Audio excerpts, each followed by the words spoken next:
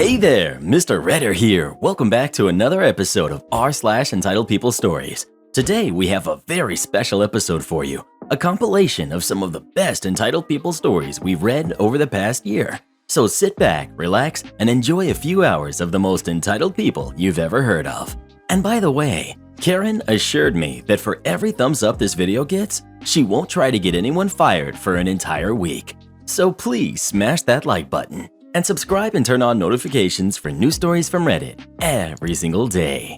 My Karen girlfriend found out my parents are rich. Now she's mad I won't pay her medical and college debt. My family is low-key wealthy, but my parents have made sure that we are never flashy about it. We live in the same place we've lived for about 15 years, don't have flashy clothes and cars, and generally make sure we're spending money on experiences rather than objects. Cue my younger sister, who's totally spoiled, and for some reason feels extremely entitled to her share of the wealth. She just turned 21, and I think part of it is her finally getting information about her trust and in general how we stand. I'm 25 and I'm the older one, so I've sort of known about all of this for a while now. Anyway, long story short, my sister ended up going car shopping with my girlfriend for expensive new cars, Porsches. My dad has not approved anything, so I don't know what she's going to do, but apparently she flashed my dad's credit card and talked up the salesman about how much money she has to spend. My girlfriend was shocked that me driving a simple, unassuming 10-year-old Lexus will have a sister throwing $100,000 at a car. We had a huge discussion and ended up fighting about it. She was shocked at roughly how much money we had and told me I was a tad selfish for not mentioning it when she had college and medical debt. Honestly, we've only been dating for 2 years, and I was thinking after about a year I would propose if things are going well and start this discussion. It's all happened a little too soon. I'm really mad at my sister and kinda laid it out on her. Told her how immature and selfish she was and how she is undoing everything our parents have worked hard for to install values in us. She told me I had to grow up and I'm a wet blanket. Am I the jerk here? Not the jerk. The biggest jerk here is your girlfriend for assuming that because you come from a wealthy family, you're obligated to pay off her debt. Is this really the kind of person that you want to have a relationship with? OP. Yeah, that kind of caught me off guard. Your parents' money has nothing and will never have anything to do with her college and medical debt. That was a strange thing for her to say. I don't get why people would be mad at not being told about wealth. Are they equally as mad about not being told of a family debt? I'm blown away that she thinks she's entitled to it. I was thinking the same. It's telling that the fact that her knowing that you have access to money equals her debt being paid. The only reason you should disclose an aspect of your finances with anyone is if they are contributing to them, for business purposes, or because you are combining household finances. Why would she need to know how much money you have? I get why people would be upset after learning that their significant other had been hiding something from them for 2 years. That would make me wonder, what else are they hiding from me? But the key here is that isn't what the girlfriend wondered. Her mind went straight to, why hasn't this benefited me? And that's the issue, and it makes her a massive jerk. Sorry, she wants you to pay off her debt? Just because your family is wealthy? The audacity and entitlement she has, not the jerk OP. Yours and your family's finances are really none of her business unless y'all get married. OP.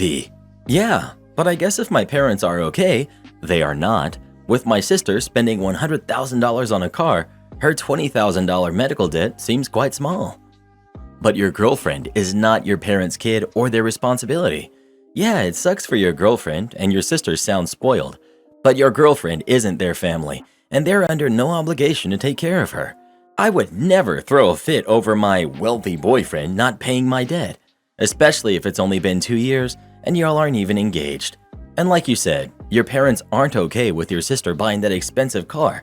Why would they be okay dropping thousands on someone who's not their priority? Honestly, I can kind of relate to the girlfriend here.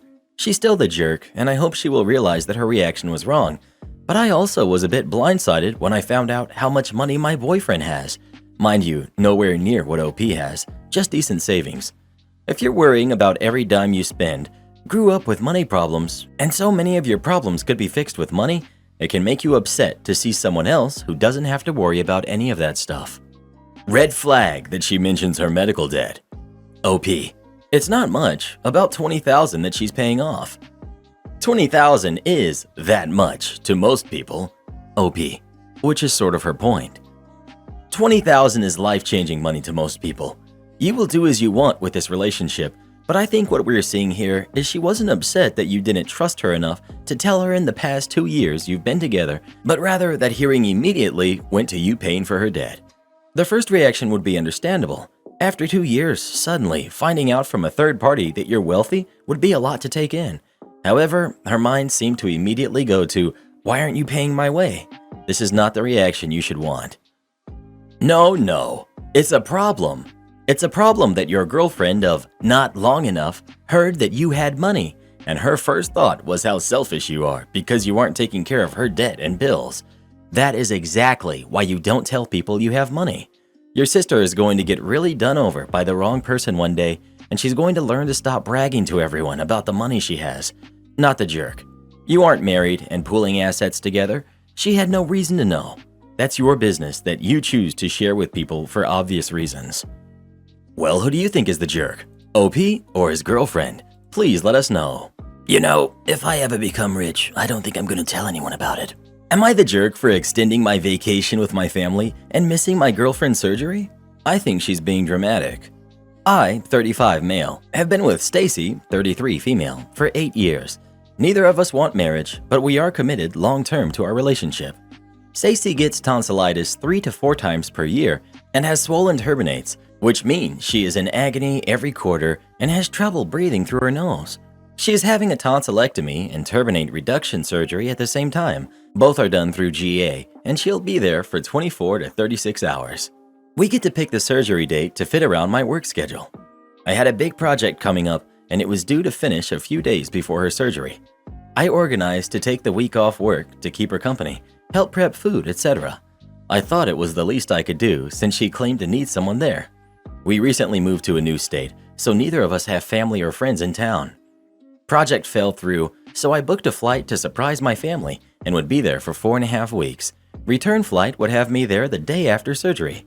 Since the trip was a surprise for my family, nobody took time off work and I've barely seen them. Sister managed to get time off during week 5, so I extended my trip to stay. Stacy was upset and asked me to come home when originally planned. I had my tonsils out when I was 8 and I was at school a week later. I don't think she'll need someone there because it's as simple as taking painkillers and reheating soup. However, she says that her doctor said she'd need someone with her for at least the first 3 days, and because I knew about the date already, that somehow I'm being insensitive. She said that I should have warned my family to make sure they took time off, but that wouldn't have been a surprise. My sister says she's being selfish because she's coming between me and my family time, and I'm on the same side. I googled anecdotes of tonsillectomy recovery, but I know people often exaggerate online for attention. Now her mother has called me and, nicely I'll admit, asked me to come back to look after Stacy since she'll have no one else. Am I the jerk? ETA. Our friends are also divided on this issue. ETA. Full disclosure, it was my brother I was referring to. I changed it to sister to make it a bit anonymous, but I ended up telling my girlfriend I posted here, so it doesn't matter so much anymore. You're the jerk. Let me count the ways. 1. Surprising your family was more important than actually spending time and making plans with them. 2. Specifically telling your significant other you would be back in time and changing last minute to ensure she will be alone and have no time to see if anyone else could come help her. 3. Making a commitment to help her and then blaming her for coming between you and your family. 4. Thinking kids healing from surgery is the same as an adult. Spoiler alert, it isn't. It's much harder for adults, and I guarantee you weren't taking care of yourself at the age of 8 like you think she should. 5. Her doctor is specifically saying that she needs somebody to help her for the first 3 days, and you think she's being dramatic. You suck. Be better. He also decided to surprise them for 4.5 weeks, which I guess means he hangs out alone at their house eating snacks while they are at work. No thanks. Hope the poor girl reconsiders living with someone like this. He has no respect for her, like simple, take some painkiller and reheated soup. What? She doesn't deserve this treatment, and sister is supporting him, telling him that his girlfriend is paranoid? You're the jerk. She deserves happiness. Next post. Am I the jerk for leaving my pregnant girlfriend in the hospital? My sister told me it was okay. Doctors would take care of the baby. You're the jerk. That was the part that got me too. Painkillers and reheated soup? What's wrong with this dude? You're the jerk massively. You didn't plan your trip or tell your family, which is why it needs to be extended in the first place. You prioritized a trip over your partner in great pain. You flipped out on your original plan without consulting her, even though she still needs surgery. You dismissed and minimized her pain. Tonsillectomy and turbinate reduction is a major surgery for an adult. You consider your opinion on her surgery superior to hers, or even her doctor's. You want to abandon your recovering and in-pain girlfriend when she needs you the most. You chose not to be back on time, not even early, for her when she has to schedule a major part of her life around you. You tried to find something about the surgery online, but only to fit your selfish narrative, hence the people exaggerate for attention part. Wow, that's a lot. You're a jerk, and so is everyone who's supporting you. Why, after you planned to take care of Stacy, did you think that abandoning her was a good idea? Do you consider your support a favor to her? Because if yes, I hope she dumps you. You sound like a terrible, inconsiderate partner who doesn't respect Stacy, her pain, or her plans. Well, who do you agree with? OP or his girlfriend? Please let us know. 1,400 packages of cookies. I broke a rewards program. The year was 2000 in Canada. One of the better grocery store chains, Loblaws, had introduced their new President's Choice PC Points Rewards program. This was tied into their PC Financial MasterCard. There was a month-long promotion where you could get bonus points for purchasing select items. One of the items was their signature President's Choice Decadent Chocolate Chip Cookies. These are amazing cookies that are still around today. The offer was, for every bag of cookies purchased for the regular price of $1.99, you got 1,000 PC points when you used your PC Financial MasterCard. That 1,000 PC points was worth $1 for a later redemption. Buying a package of great cookies for half price after reward value would not make for a good malicious compliance story, now would it? I figured something out and started some major malicious compliance with their offer. I started by going from store to store and buying every bag of cookies I could find. I even asked if they had cases in the back. From one store, I was able to get 8 cases. I ended up getting 1,400 packages of cookies over a 3-week period before the program broke. Having 1,400 packages of cookies created a problem. What was I going to do with all those cookies I bought for $1.99? At the time, I was a field sales rep for a company with 4 factories in the province. I ended up selling most of the cookies for $1 a package to the employees. They thought it was a great deal and could not get enough. On to the points. Every couple of days, the bonus points would show up in my PC Points account. I realized I could take my PC Points and convert them online from PC Points to Petro Points, Petro Canada Gas Station Rewards Program. Once I had 100,000 PC Points, I would convert to 100,000 Petro Points. I would then go online into my Petro Points account and convert those points to Sears Club Points. Sears was a department store that is now gone. Eventually, I would redeem the Sears Club Points for vouchers that could be used for in-store purchases at Sears. The break. After converting 1,400,000 PC Financial Points to Petro Points over a couple of weeks, Petro Canada caught on and immediately stopped all conversions to Sears for everyone. No more points could be converted. It was even marked as not available on their website. I called Petro Points when I found out, and after a little discussion regarding the sudden end of the conversions, was allowed one final conversion. The math. One package of cookies cost $1.99. I sold the packages of cookies for $1, earned $1 in PC points, exchanged that $1 in PC points to $1 in Petro points, exchanged the $1 in Petro points to $5 in Sears Club points. It was a fun 3 weeks while it lasted. I told my sister I'm not surprised she doesn't have any friends. So I recently moved to my home country for college and recently found out my 10-year-old sister did something that I'm pretty upset about. So my family had a party for me before I left, and near the end, I noticed that my Nintendo Switch and its games were gone. I found it in my sister's room and packed it and went to sleep to get ready to go to the airport. The flight and everything else went fine, and while I was unpacking my stuff, I noticed I couldn't find my Nintendo Switch or any of its games. I was really confused as I distinctly remembered putting it in my suitcase.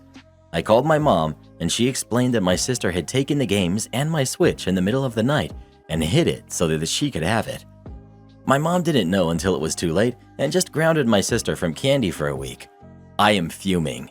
The Switch was given to me by a friend, and all the games were either gifts or I paid for them. And now my mom thinks it's completely okay to let my sister take something that's mine. When I told her this, she said I was being melodramatic and territorial and to let my sister have it. The next week, my sister called me and was being a jerk about the whole thing, saying stuff like, "How does it feel to know you have to ask me to play games now?" I told her that she is an entitled brat and told her, "I'm not surprised you still don't have a friend." My sister was shocked and hung up the phone. She's been having trouble making friends for a while now and told me that I'm the jerk. I'll admit I went too far, but I don't disagree with calling her out on doing that. My sister has never done anything like this, and my siblings and parents are telling me that I'm the jerk now and telling me to apologize and let her keep it. I'm conflicted and need to know if I'm in the wrong because I feel bad and need to know if I'm the entitled brat. So, am I the jerk? Edit. My entire family isn't letting me talk to her until I say that it belongs to her. Thank you all for the support. I now realize I've been manipulated, gaslighted, and emotionally mistreated by my entire family for years. I'll make an update post on what happens, and yes, I am involving the police. I can't tell you all how grateful I am to finally grow a spine and stop making excuses for their toxic BS. Thank you all. Update. Well, the basic rundown is that my sister apologized after Joy, my cousin, told her what she did was wrong and forgave me and gave my stuff to Joy to mail it back. I reported theft to the police. My entire family has been calling me and Joy names and screaming at us through calls, so it's no contact for both of us. I'll try to keep you all updated on what happens next. Wait, your sister effectively steals your Switch, phones you to brag about said theft, and somehow your mother thinks you're the jerk for snapping back? Yeah, no, that's not how this works. No wonder your sister is struggling to make friends. Hard, not the jerk. Yeah, that's what I'm also thinking. OP's sister stole from OP, and mom was like, "I didn't give her any candy, she's just a kid, leave it alone." What's wrong with her? Correct their mistake. OP's sister doesn't have any remorse about her actions. I also agree with not the jerk. Am I the jerk for making my daughter sit in her room while the rest of us have snacks? I work 14-hour days on Saturdays, so I picked up food on my way home so I don't have to cook, and so pick up snacks for the kids too. Usually sweet treats that last them all week. Every Friday, I ask what they want. My two younger kids, who are 10 and 7, give me their list. My daughter, however, 14, always tells me she doesn't want anything. She has all of Friday and can message me at work all of Saturday if she changes her mind. Every week, like clockwork, she insists she doesn't want anything, multiple times, and then every week she'll huff and start crying because she doesn't have anything. My 10-year-old is really sweet and will instead give her his, so he doesn't have anything for the rest of the week. He will then end up sharing with his younger sister. This upsets me. No matter what I do punishment-wise, she won't quit her behavior. She will cry incessantly and claim I'm favoring them. Both kids get really upset whenever anyone cries, so it's just a cycle. Last Saturday, she started again. I'd had a particularly stressful day and said she could either shut up or put up, or take herself to her room. She continued to whine, so I marched her to her room. She was pretty shocked, but stopped crying. My younger two and I ate our snacks. They were initially kind of upset, but after I explained a little, they were happy to eat. My wife was upset, but didn't say anything. Every night after I get in, we have our sweet treat. Every night, oldest starts whining, and so I send her to her room. Today, my wife blew up at me over it, saying she has a right to be upset, and that I should just buy her snacks anyway, rather than forcefully single her out each night. I disagree. She's a big girl. She can ask for snacks if she wants them, not manipulate her younger brother into giving his up. Overall, it's created a huge rift. I will admit her behavior has been much better this week, but I'm now thinking she may just be hiding from me rather than behaving. I don't know if I went too far with it or not. So, am I the jerk? Not the jerk. She's old enough to tell you what she wants, and she shouldn't just take snacks from her younger siblings. OP. That's what I'm thinking, but I'm still unsure with the backlash I've received. Have you asked her why she keeps refusing? Probably because she's self-conscious about eating junk food, like many girls her age, and is handling it badly by pretending to herself she doesn't want this stuff. Then she craves it when everyone else is having some. It's not that unusual or deep. I'd do what wife said and just buy extra snacks each week. With kids, you have to pick your battles. If she is otherwise a good kid who knows how to advocate for herself, why make this into a thing? Not the jerk, because you warned her and asked what she wanted, but now that you've made your point, you need to start to let this go. My 14-year-old son does this exact same thing. We drive an hour each way to visit my mother most Sundays. Sometimes we will stop and eat a sit-down meal on the way back. But if I'm extra tired, we will just swing through a drive-through fast food place. Anytime we go through a drive-through, he always says the same thing. He's fine and doesn't want anything. I mean always. It's annoying, because I know that once he smells the French fries or sees the Frosty, he will end up wanting it, and then I'll end up giving mine away. Because, that's what moms do. So I simply don't ask him anymore. I got tired of the cycle. We just buy him whatever I think he's going to want, and he's going to be happy with it. There's only been once or twice that part of his meal doesn't get eaten, so we aren't wasting food or throwing away money. Just accept that your daughter is going through a phase, and as long as she's well behaved for everything else, don't let this little thing turn into a huge conflict. This Saturday, just pick her up a treat for the week, no matter if she asks for one or not. Kids aren't mature enough to always wisely pick and choose their battles, so sometimes we just gotta do it for them. You've made your point, so now move on. Well, who do you think is the jerk? OP or his daughter? Please let us know. Most importantly of all, are we talking about Hostess snacks or Little Debbie's? Am I the jerk for demanding my friend pay to clean my house? Here I am with probably the most disgusting am I the jerk I've ever heard of. It's winter, and so we have a humidifier going on in the living room. I had a friend with her 11-year-old over. He wanted to watch a movie, so I put on Disney Plus, and his mom and I went to talk in the kitchen. We ended up stepping outside so I could show her what my plans were for our garden this spring. She's really into homesteading and had great advice. When we were done, we went back in the house and eventually went back to the living room. It smelled really weird in there, and I have a very sensitive nose. It kind of smelled like pee, so I wondered if my cats had peed in there somewhere, but they were all in hiding because we had people over. It really bothered me, and I kept investigating before I realized the blue water holders of the humidifier were green. I pulled it out, and it smelled like pee. I was talking out loud while doing all of this, and her son was basically like, "Yeah, I peed in that. I think it's really cool how it makes my pee just disappear." To which I immediately wanted to throw up. I was stunned and so disgusted, and the mom was like shocked. She excused herself, and her kid left. It turns out he has a humidifier in his room to help with his chapped lips and dry nose, and he's been using it as a toilet for months. I threw my humidifier away and realized I never wanted to go into my living room again because it stinks all over the room. The mom asked if there was anything she could do to make it up to me and offered to buy me a new humidifier, but I said I'm fine with just never owning another humidifier. But I would really appreciate it if she could split with me or pay for the cost to have my living room professionally cleaned. I want the carpet, sofa, and drapes steamed clean, the wall clean, and every nook and cranny cleaned.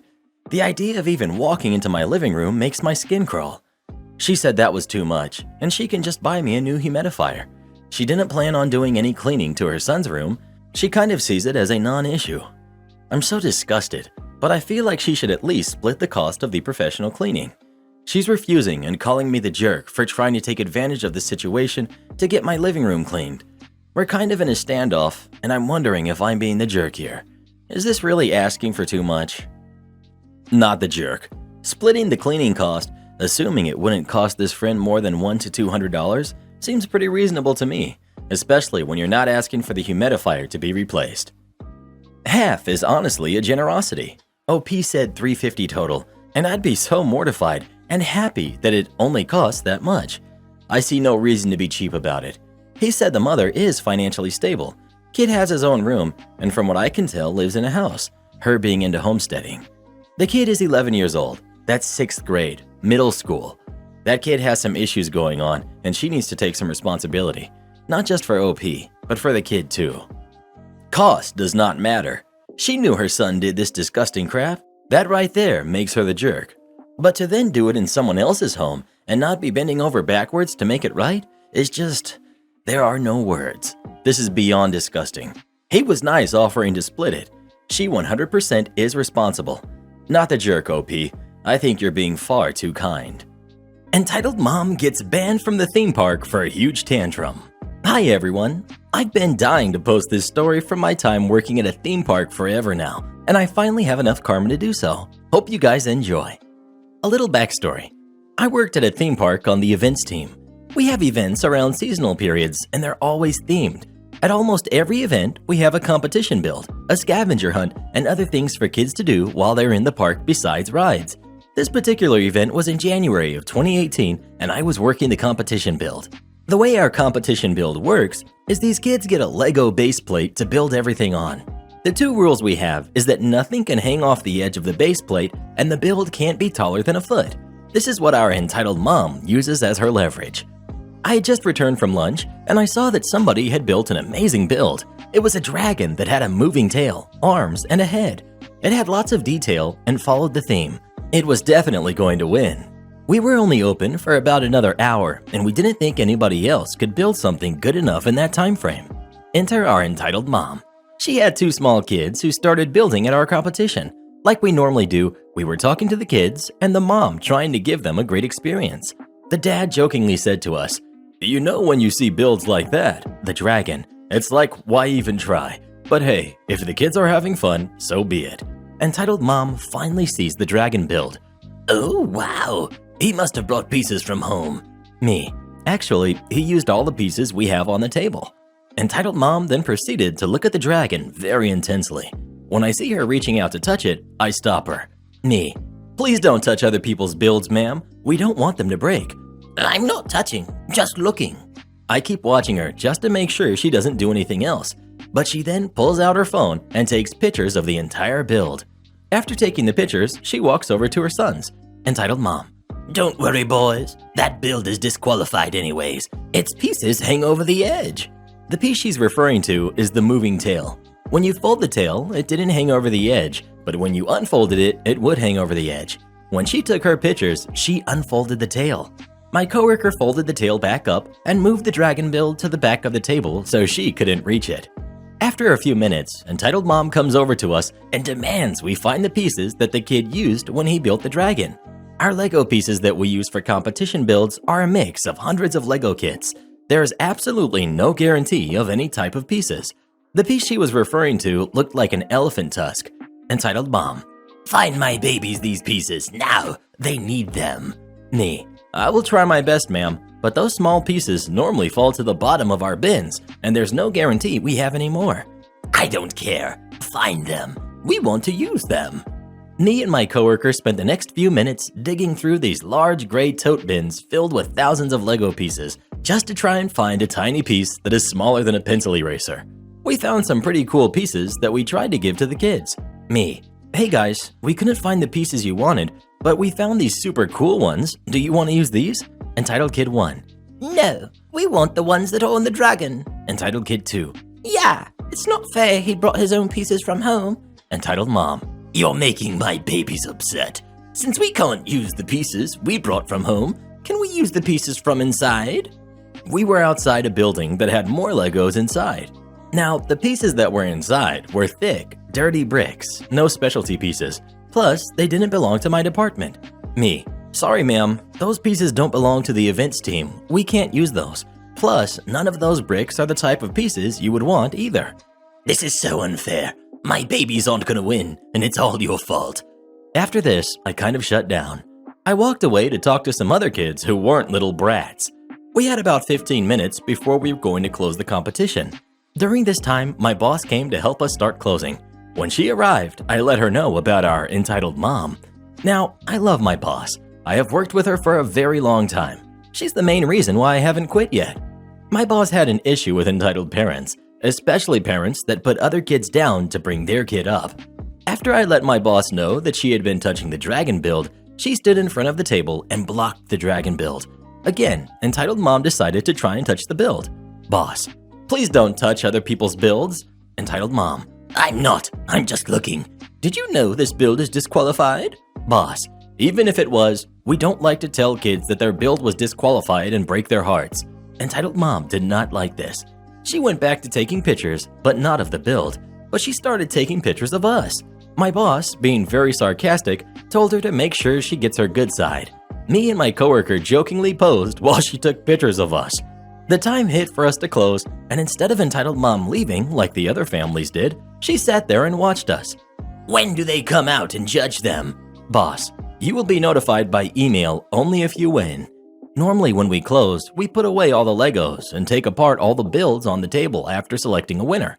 Since entitled mom wanted to sit there and watch us, we had to carry this giant table with all the builds on it inside the building and into an employee-only room just so we can take them apart.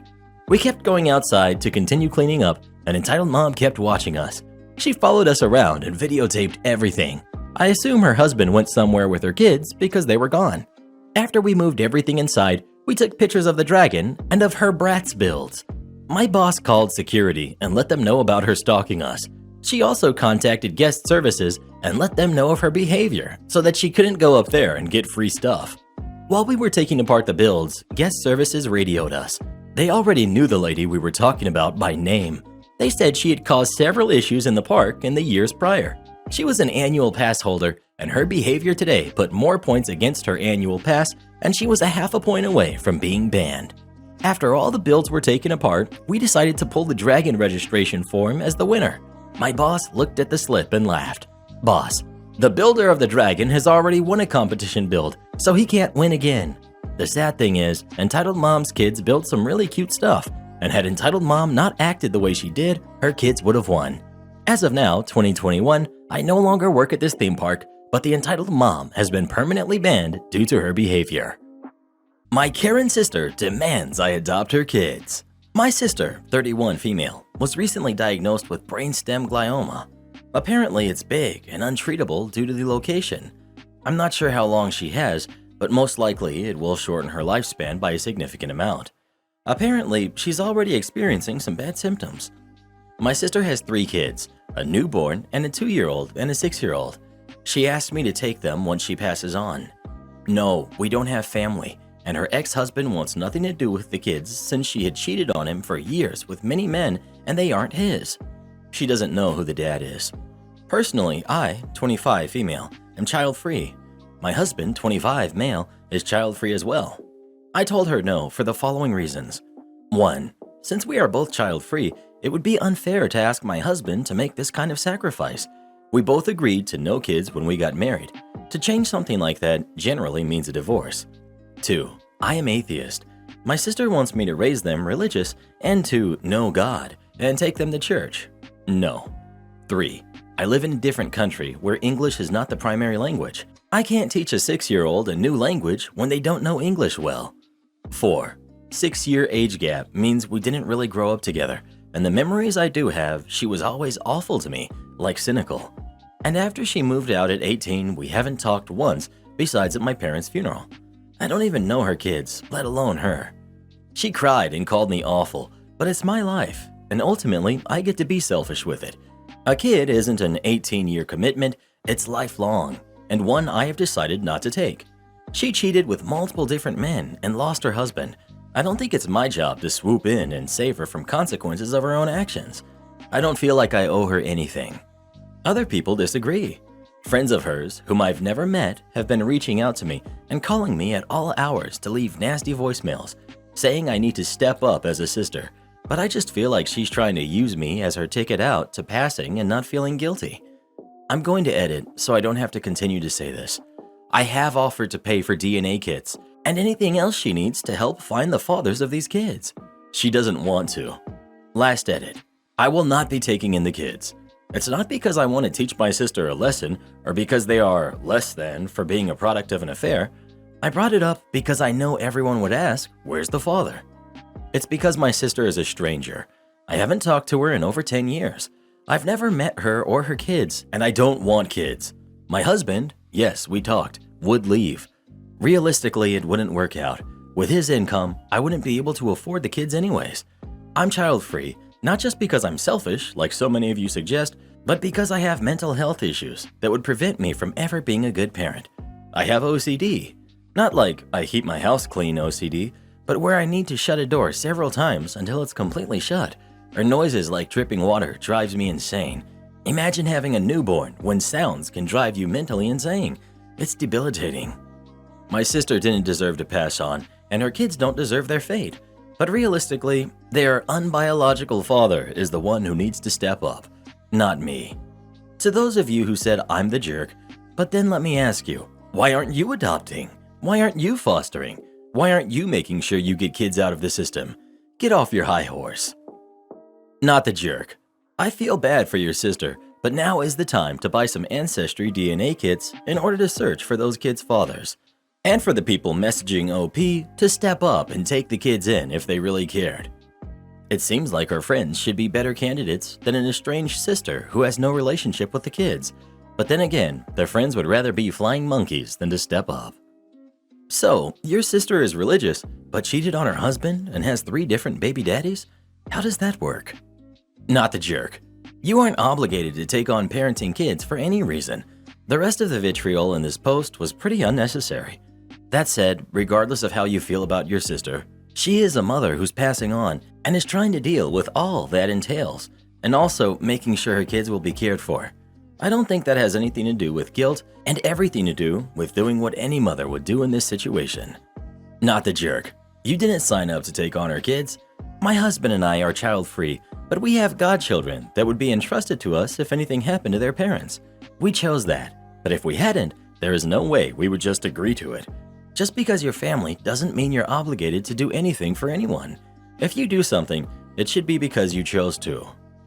Well, who do you think is the jerk? OP or her sister? Please let us know. My husband stole $6,000 from my account to spend on golf clubs.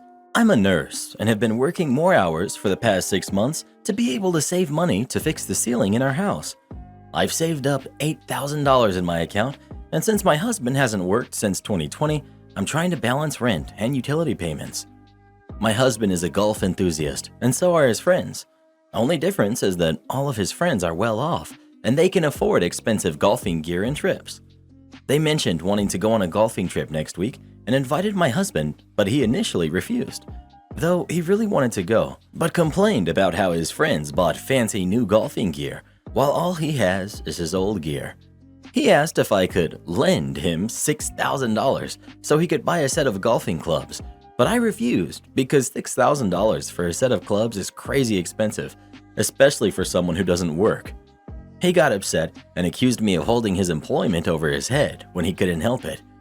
Anyway, I thought we were over this argument, but I had discovered that he had pulled the $6,000 out of my account and purchased the set behind my back. I went home and exploded on him. He swore he'd return the money once he gets home from the trip, but I told him he had no right to take the money and spend it on a set of golf clubs while the ceiling needs fixing. He said the ceiling doesn't require $6,000 either, but the kid's room was affected too. I demanded that he return the set or pay me the $6,000 right then and there. He told me I was being unfair to him and that he's feeling stuck because his friends can afford to buy whatever, while he's being yelled at for wanting something for himself for once. I told him to get a job and buy himself whatever. He tried to tell me he'll pay me when he finds a job, which is after he gets back from his trip, but I refused. He kept begging me to let him just go on the trip and we'll figure it out later on, but I said no. If it wasn't for something as important as the ceiling, I would have maybe waited, but he's saying that I'm controlling of his life. Edit. First of all, I'm getting too many comments. I'm too overwhelmed to respond. People that are suggesting I return the clubs myself, I can't because he never brought them to the house. I've never seen them and I don't know where he's hiding them. I suspect his brother's house, but I'm on really bad terms with him and can't go to his house. So the argument now is just him pushing to get me to stay quiet until he gets back from the trip, but I'm putting my foot down and refusing. Not the jerk. This is a massive red flag. He stole from you. $6,000 is a lot of money, and if he's not working, how on earth is he going to pay you back? The fact that you're working your butt off to repair the ceiling, which is a major need, and he thinks that golf clubs are far more urgent than home repairs, really shows how childish he is.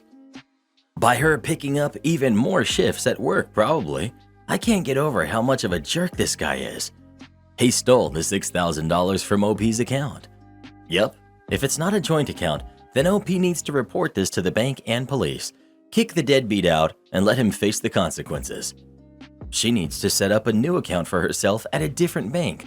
Then she needs to refuse to pay for his greens fees and pretty much all recreational activities out of her paycheck. By the way, how's he paying for his golf trip? He's going to be complaining about her the whole time he's away. Finally, she needs to talk to a trusted counselor, friend, minister, or colleague and inquire if they think divorce is a reasonable course of action. Not the jerk. Please get yourself a divorce attorney ASAP. Your husband hasn't worked in 2 years and thinks $6,000 golf clubs are a reasonable purchase? That alone makes me deeply question his judgment. But the fact that he then stole your money to buy them is beyond the pale. This man is a selfish, unemployed, when literally everyone is hiring, thief, and you clearly can't trust him or his judgment. Lawyer up and get this jerk out of your life. Well, who do you think is the jerk? OP or her husband? Please let us know. Tell homeboy he might want to try another sport. Golf probably is not the best idea for a broke deadbeat. I do not need you staying here with me answering phone calls or processing customers for the rest of the shift. Context. I used to work at a major supermarket in the online grocery department. This happened when I was about 7 months in this position, and about this time, the next stage of lockdown had arrived, which meant that everyone in the community was scared of getting sick and didn't want to actually walk into the grocery store to shop. Thus, all of these folks placed online orders for either pickup or delivery.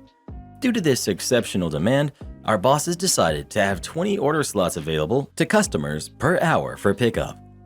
I worked in the pickup team, and the delivery team was outsourced to a third-party company. Anyways, we have a couple of new colleagues join us, and one of them in particular is of a very young age, around 3 years younger, who also happens to be a micromanager and essentially a jerk to work with.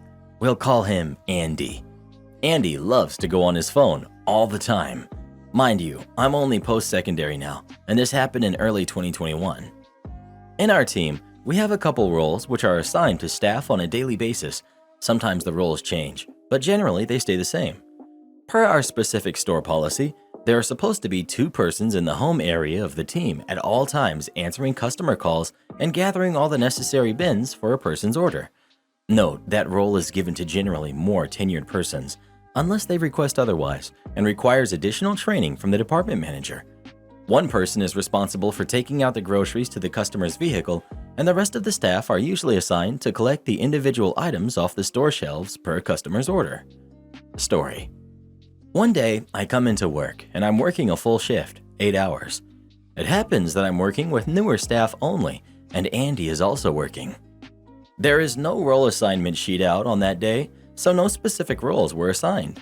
I decide, since I'm more tenured and have had the necessary training, that I would stay in the home area of the team. Andy comes up to me and says that the manager had assigned him to stay for his shift, and he requested for me to help collect items off the shelves for the rest of the shift. Note here, it's difficult to be using your phone while collecting customer items, so ideally, you want to stay in the home base to use your phone. Me. You haven't had the training from the manager yet, and I'm more tenured. Andy. No, I have had the training. Please go and collect items. I do not need you staying here with me answering phone calls or processing customers for the rest of the shift. Me. Are you sure? All of the order slots are full for the rest of the shift. Andy. Yes, it's fine. Please go and collect items. Me. Okay. Malicious compliance. So I go and start collecting items for future customers' orders and return to base after a run, hour 1, to drop off the containers with items and grab new containers. You can only take so many containers in a cart at once. Andy seems to be managing fine, so I don't disturb him and go out for a second run. I come back, hour 2, and Andy asks me to take over his customer phone call. At this point, customer is arguing over something trivial, but I tell him, "You told me you don't need me to stay here for the entire shift, so I'm going for another run." Andy hesitantly agrees, and I continue with my third run. I come back, hour 3, and there's a queue of about 7 post-it notes. Anticipated customer wait time of 35 minutes. Yikes, with customer orders on it. And Andy is on the phone with a customer. Post-it notes were used when we didn't have time to print off proper order summaries.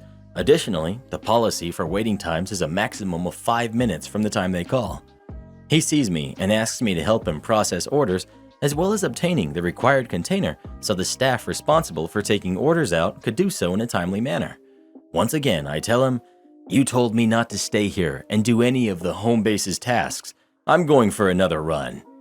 I come back, Hour 4, and there's a long line of 23 post-it notes with customer orders on it. Anticipated customer wait time of 2 hours. Big yikes. And this time, he pulls on my arm as soon as I come in and asks me to help him answer phone calls and process orders. But once again, I refused, referencing what he told me. He let out a massive sigh and called the manager's extension. At this point, I went out to do another run. Halfway, hour 4.5, through my run, I'm interrupted by the manager on duty. Our team's manager had gone home for the evening. He asks me to come with him to help Andy in our area to clean up the backlog, as at this point, customers were waiting well over 3.5 hours. Major problem. I walk back into the home base, and the manager questions me of why I wasn't staying in the home base, taking care of phone calls and customer orders. I tell him the full truth, specifically that Andy had strictly noted that our team manager assigned him and him only to be in the home base managing these tasks, and Andy had sent me out to collect customer items for the rest of the shift in its entirety. Andy rebutted with the fact that he did not say this and that he had asked me to help him multiple times and I had blatantly refused. I told both the manager and Andy that I'll be helping to clear the backlog and then going back to doing runs. And at this point, I empathize with our customers waiting for 3.5 hours. At the end of my shift, we finally managed to catch up a decent amount, and I did end up staying about 30 minutes overtime to reschedule the customers scheduled for later in the day to the next day's morning slots, double booking the next day's slots, while Andy went home already.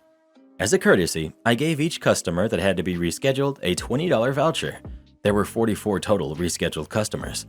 Just as I clocked out, I bumped into the manager, and he tells/rants to me what a crap show today was. I tell him, "You may want to look at the CCTV of our home base. Have a good rest of your night." Fallout. It so happened that I was taking 2 weeks of leave that day, and after the leave, when I went back, I noticed every shift that Andy was doing runs and never staying in the home base. Turns out, the manager on duty looked at the CCTV that very same night and heard very clearly what Andy had told me. Conferring with our team manager, they canceled his administrator permissions on the order processing computer, which he had begged our team manager for over 2 weeks, as well as giving him a written warning. However, that didn't seem enough, since while I was away, Andy decided to do the same thing to another staff member and ended up getting a second and essentially final written warning. Plus, he made it on the frequent monitoring list of every manager. At 3 written warnings, your employment is immediately terminated. The days and shifts that followed after were very pleasant, as there was not a single peep from Andy when he came into work. He directly started collecting customer items without asking. Edit 1. Update after I called my friend who still works there. 1. Andy still works there, still has his admin privileges revoked, and is solely collecting customer items. Printed with the assignment sheet. Not anticipated to change. Generally, role assignments are written in on the day of. 2. Former team manager was laid off in January 22 for mistreating the department, including scheduling staff outside of their availability slots, as well as multiple incidences of not following policy. 3. Our team's voucher budget increased 50% for this calendar year because of worse incidents that happened after I left the company. Am I the jerk for refusing to babysit someone who accused me of stealing? The title doesn't make much sense, and I don't know how else to word it. Okay, so basically, I used to babysit this family with deaf kids, which was perfect because I'm deaf. One day, I had to sleep over because the parents were at a meeting. Their daughter loved jewelry, so they asked me to hide the jewelry box, which I did. The next day, I rode the bus with them to school and went home because I had the day off. Later that day, my parents said that the parents said that their jewelry box was missing, and I told them where I hid it. They couldn't find it, and I was the first to blame because 1. I had access to their house, and 2. I knew where it was. My parents were on my side, luckily, and defended me, and now these people were blaming me for taking it. I did get dragged to court and was proven innocent. When it came to evidence, we didn't have much, so we asked to see the neighbor's footage of that night, but he wouldn't let us. They did eventually get the evidence and found the guy who did it. They apologized, but I didn't want to babysit anymore. It's been a while since then, and they can't find a babysitter with any ASL knowledge and keep begging me to come back. Edit, for anyone wondering, I'm 15. Edit. Hello there, this is OP's mom. I want you guys to hear me and his father's side of this. We never believed when this lady first called us and said that he stole. He is our child, and we would go to the moon and back to prove him innocent, and we might have lost the case if it wasn't for the footage we eventually got. I do not trust that lady. Our son, OP, is a smart kid, and we know whatever decision he decides to make will be the right one for him. Edit. Guys, it was the neighbor's footage, not the family I babysat. Edit again. Thank you for the advice. I don't need any more reasons why I shouldn't go back. Your advice is appreciated, but it's done its duty. As I've stated earlier, I'm never going back to that family ever again. I've been advertising my skill set all over and found a family. I apparently did well with the interview, and they offered $25 an hour to start. Me and my parents talked and made the decision that, if it is the best course of action, getting a restraining order. Thank you all so much for your support, and it was very much appreciated. Not the jerk. They accused you of theft. They broke trust, and if you don't feel comfortable with them, don't feel guilted into going back. Or else, demand they set up a baby camera or something, or put away everything that could conceivably go missing under lock. I've been wrongly accused of stealing before. It's no joke. Am I the jerk for leaving a bad review on a facility director I bullied 12 years ago? I was a bratty teenager. I treated others unfairly. I'm not proud of it. After graduating high school, I didn't have a clue on what to do, so I went to a community college and chose a program that sounded interesting. Because I'm very outgoing, I made friends pretty quick. People found me hilarious. The main reason I was so funny was I really ripped into one of the shy girls in class. Obviously, I had issues with my security at the time and have gone through therapy. During this period, though, I didn't have the right guidance. I knew to make friends, we had to find a common ground. She was just an easy target. It should be noted, I think she suffered from anxiety before the program. The more classmates and I laughed at her or snubbed her, the more anxious she became, to where the instructor told her this wasn't the career for her because she wasn't functioning to her full ability. It doesn't matter, I know, but I regret it. No one will believe me, but I did experience karma and lots of it after all of this. Now, my fiance and I decided we wanted to adopt a pet, and one of the animal rehabilitation centers were listing an adorable dog. We decided to meet her. First, we had to talk with the facility's director, which, surprise, surprise, is the girl that I bullied. We recognized each other pretty quickly. I don't know if it was the past or her being so shy, but she was very uneasy through our conversation. She seemed in a good spot overall. Married, she has kids, obviously successful career, which was a relief to me. I hoped she had moved on from everything. I did admit to her I was sorry for how things were all those years ago, but she had obviously flourished beyond that. She smiled and said, yes, she has. I'm relieved and believe the past is in the past. An hour later, the fiance gets a call saying we were not approved for the next steps of possibly meeting the dog. Obviously, I was wrong in my assumption. I reviewed the facility and called her out by name because I know very well there isn't anything that makes us unfit owners. My fiance doesn't agree with me though. In fact, he says I'm only fueling the fire, and maybe if I hadn't been such a jerk, we wouldn't have been rejected. Am I the jerk? Update. Okay, do you guys not see the irony here? I found so many messages in my DMs and in the comment section calling me every name in the book and wishing bad things on me. To defend a victim of bullying, you become a bully? I showed these comments to my fiance, and no, he doesn't agree with any of the judgments. After cooling down, he realized it was petty and childish of her. She is the owner of the facility. All adoptions are decided by her. When I mentioned her flourishing, it was because I was surprised, but very happy she had moved on from something that happened 12 years ago. It was great to see. No, I wasn't making it by myself. Also, when we talked, she mentioned how she would have hated being in that kind of career that program was designed for. Getting booted out made her realize her true passion was for animals. I'm not trying to defend my actions. I'm saying I didn't completely ruin her career path like some suggest. Wait, so you bullied her again? Clearly you haven't grown up at all. Massive, you're the jerk. What an entitled jerk. Unfortunately for you, being a horrible bully does in fact make you an unworthy owner. That's her prerogative to decide. If you don't like it, too bad. It's 100% your fault. She was a bratty teenager, and now she's a bratty adult. You're the jerk.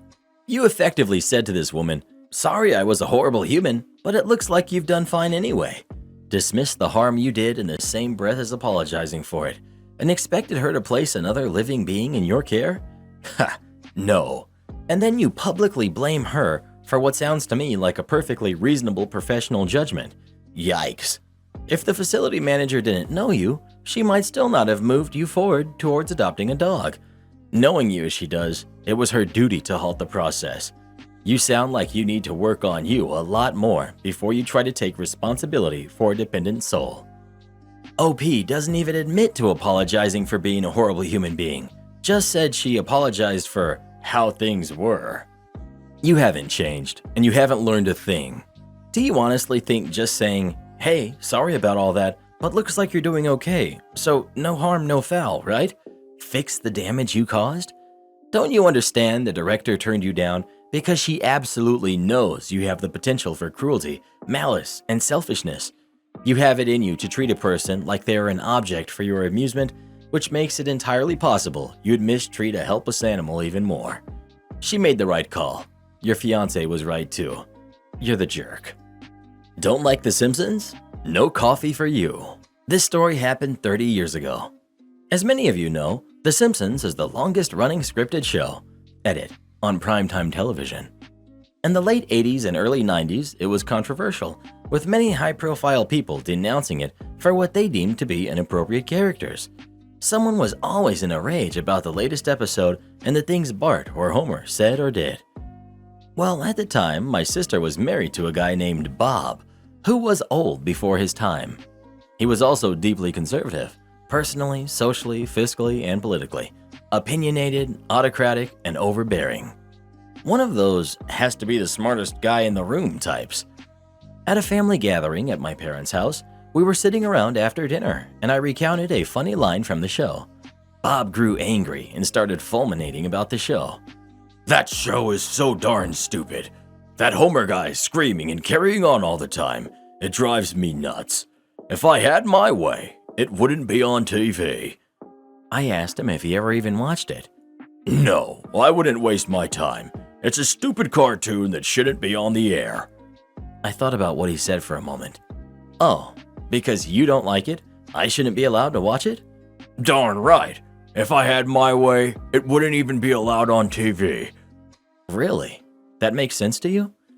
Now, if there was anything Bob hated more than The Simpsons, it was anyone questioning or challenging him. If he said it, it was right. So of course he doubled down. "Yes, it makes perfect sense. I'm not the only one who says it. If I was in charge, that show wouldn't be on the air." He was getting angrier and red-faced at being forced to defend his position.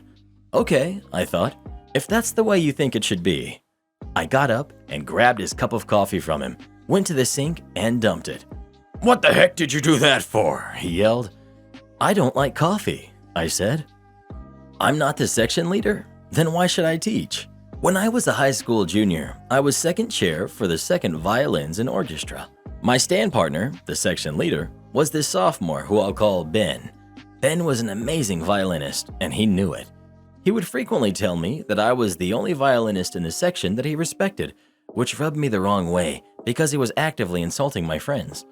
When we did sectionals, Ben would take advantage of our director being in a separate room to tear down everyone's confidence and basically just be a huge jerk about everything. During the second trimester, he wasn't able to take orchestra, and I became the section leader. This may be self-congratulatory, but every person in the section came to me privately and told me that they much preferred me over Ben because I actually respected them. I made a point to use constructive criticism over straight criticism, and I admitted that I don't have a lot of free time to practice, so I understood that they couldn't dedicate their lives to high school orchestra. Third trimester, Ben came back. I was once again second chair, and he was first. He would make the weirdest comments like, "Hey girl, you miss me?" To which I would just roll my eyes and keep practicing.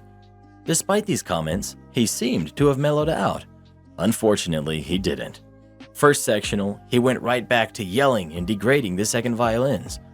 I would often tell him to stop, and I would bring up how much progress we had made while he was gone. After I had mediated, he quieted down. At least until I tried to explain some notation in the sheet music. He started yelling at me and kept repeating, "I'm the section leader. The only person that knows how things work is me. Cue malicious compliance. I started slacking off during sectionals. I would play with the full orchestra, and I did individual practice, but when we were separated, I completely ignored what was going on. Ben was obviously frustrated, but he couldn't really do anything. Until one day, he got to the notation that I was trying to explain before. He had no idea what he was talking about, and so he asked me to explain it. My response? Sorry, Ben, but you're the section leader. I obviously don't know how to do anything. Ben stormed out and didn't show up to class again. I found out 2 weeks later that he had quit orchestra. I felt kind of bad about it, but that guilt went away quickly when I could hear the vast improvements my section made without being verbally mistreated constantly. Am I the jerk for banning my former mother-in-law from my house? My former mother-in-law is 52 years old, and I am 32 years old. Back when I was 23, I married. I got my then-girlfriend pregnant. We married soon after, and she gave birth to our daughter. 2 years after, my wife got extremely sick and passed soon after, leaving me with our daughter. I decided to move several states away back to my own parents, as I work a lot, and my parents volunteered to help me with my daughter.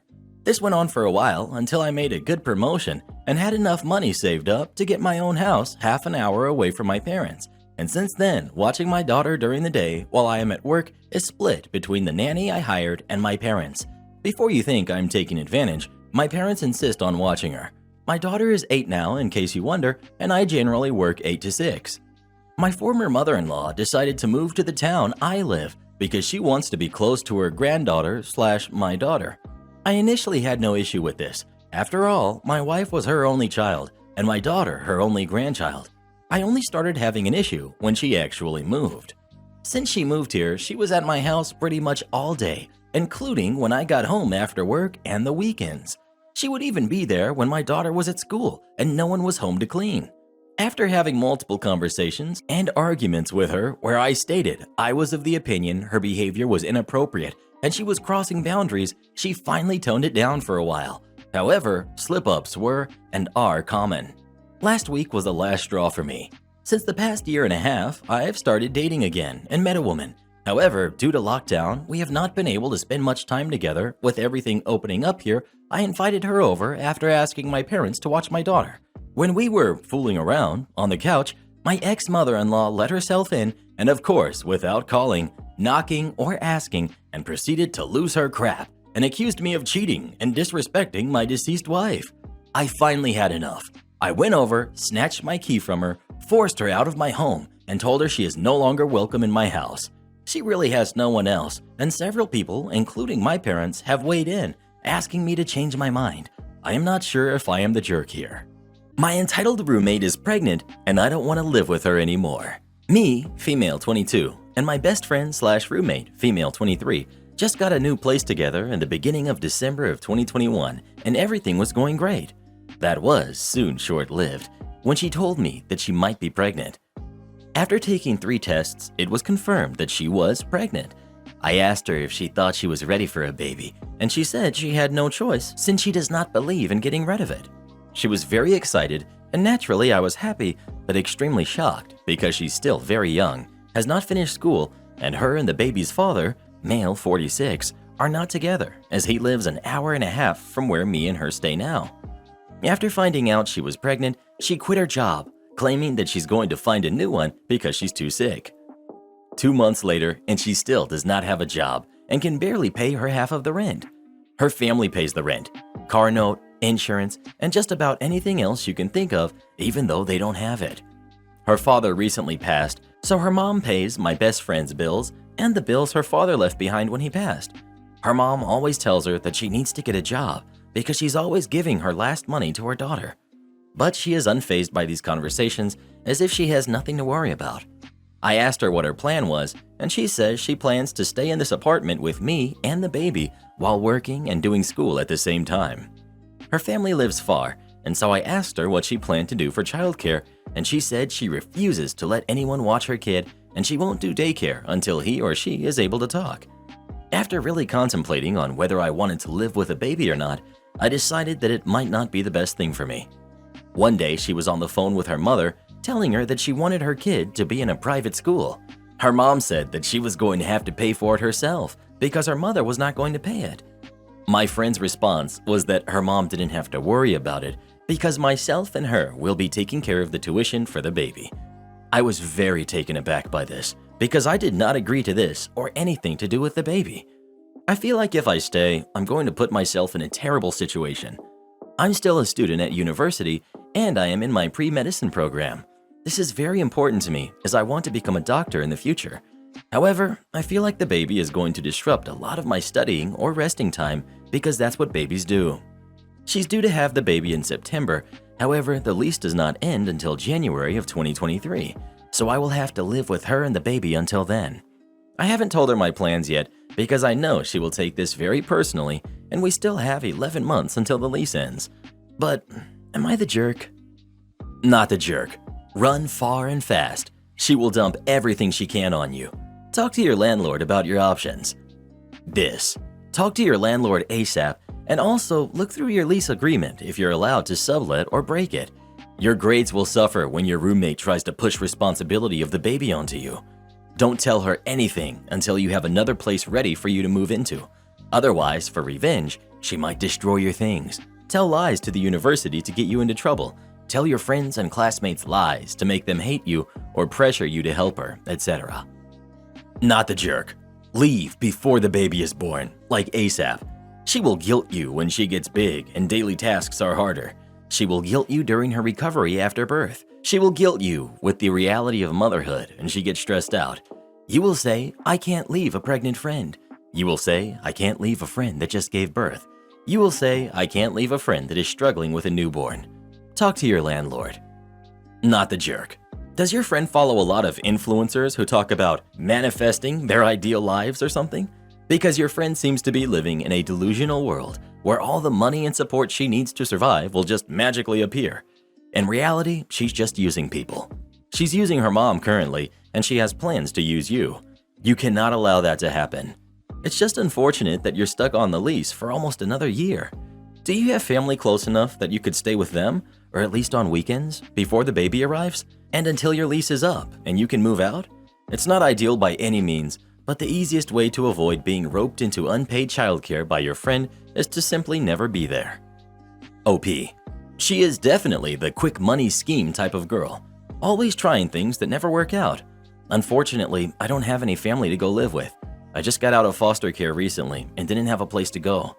I found a temporary place, and after trying options for a more permanent place, she was my only option. So instead of becoming homeless, I opted for her as my roommate under the condition that her mother be on the lease as collateral for myself, because I know me and her mother were more financially responsible. Well, what do you think? Is OP the jerk or not? Please let us know. I wouldn't want to live with her either. Maybe she can go live with that dude who's twice her age who knocked her up. Am I the jerk for refusing to sign anything for my husband while my eyes are blindfolded? Ever since I got out of the hospital for chronic problems, my husband has been introducing me to some games every evening. One game used to be about doing things while my eyes are blindfolded, involving puzzles, Rubik's cubes, shaped objects, etc. We'd take turns to do it just for entertainment. Just a couple of days ago, he's been trying to get me to sign papers while wearing a blindfold. I refused to do it because he never lets me take a look at what I'm signing, neither before or after. He says that he was just trying to see if I could leave the same signature every time I sign, but I couldn't help but feel uncomfortable. I told him I don't want to play this game unless and until he shows me the papers first. He said, "Never mind then," and stopped bringing it up. Last night, he tried to convince me to give it a try and even volunteered to go first. I asked if he was going to show me what I was going to sign, and he made a face and said no. It's the rules and I should respect them. I refused, and he kept on about how I keep acting worried and suspicious for no reason. He said I clearly don't trust him, and he was hurt by finding that out now after everything we've been through. We had an argument, and I told him to drop it and not bring it up again, period. He was mad, despite saying it was no big deal.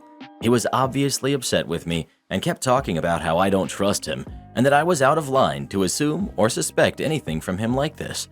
I might be paranoid, but I couldn't help it. I do think I was the jerk after he stood by my side when my own family didn't even visit. Not the jerk. This is extremely suspicious. Obviously, he wants you to sign something important.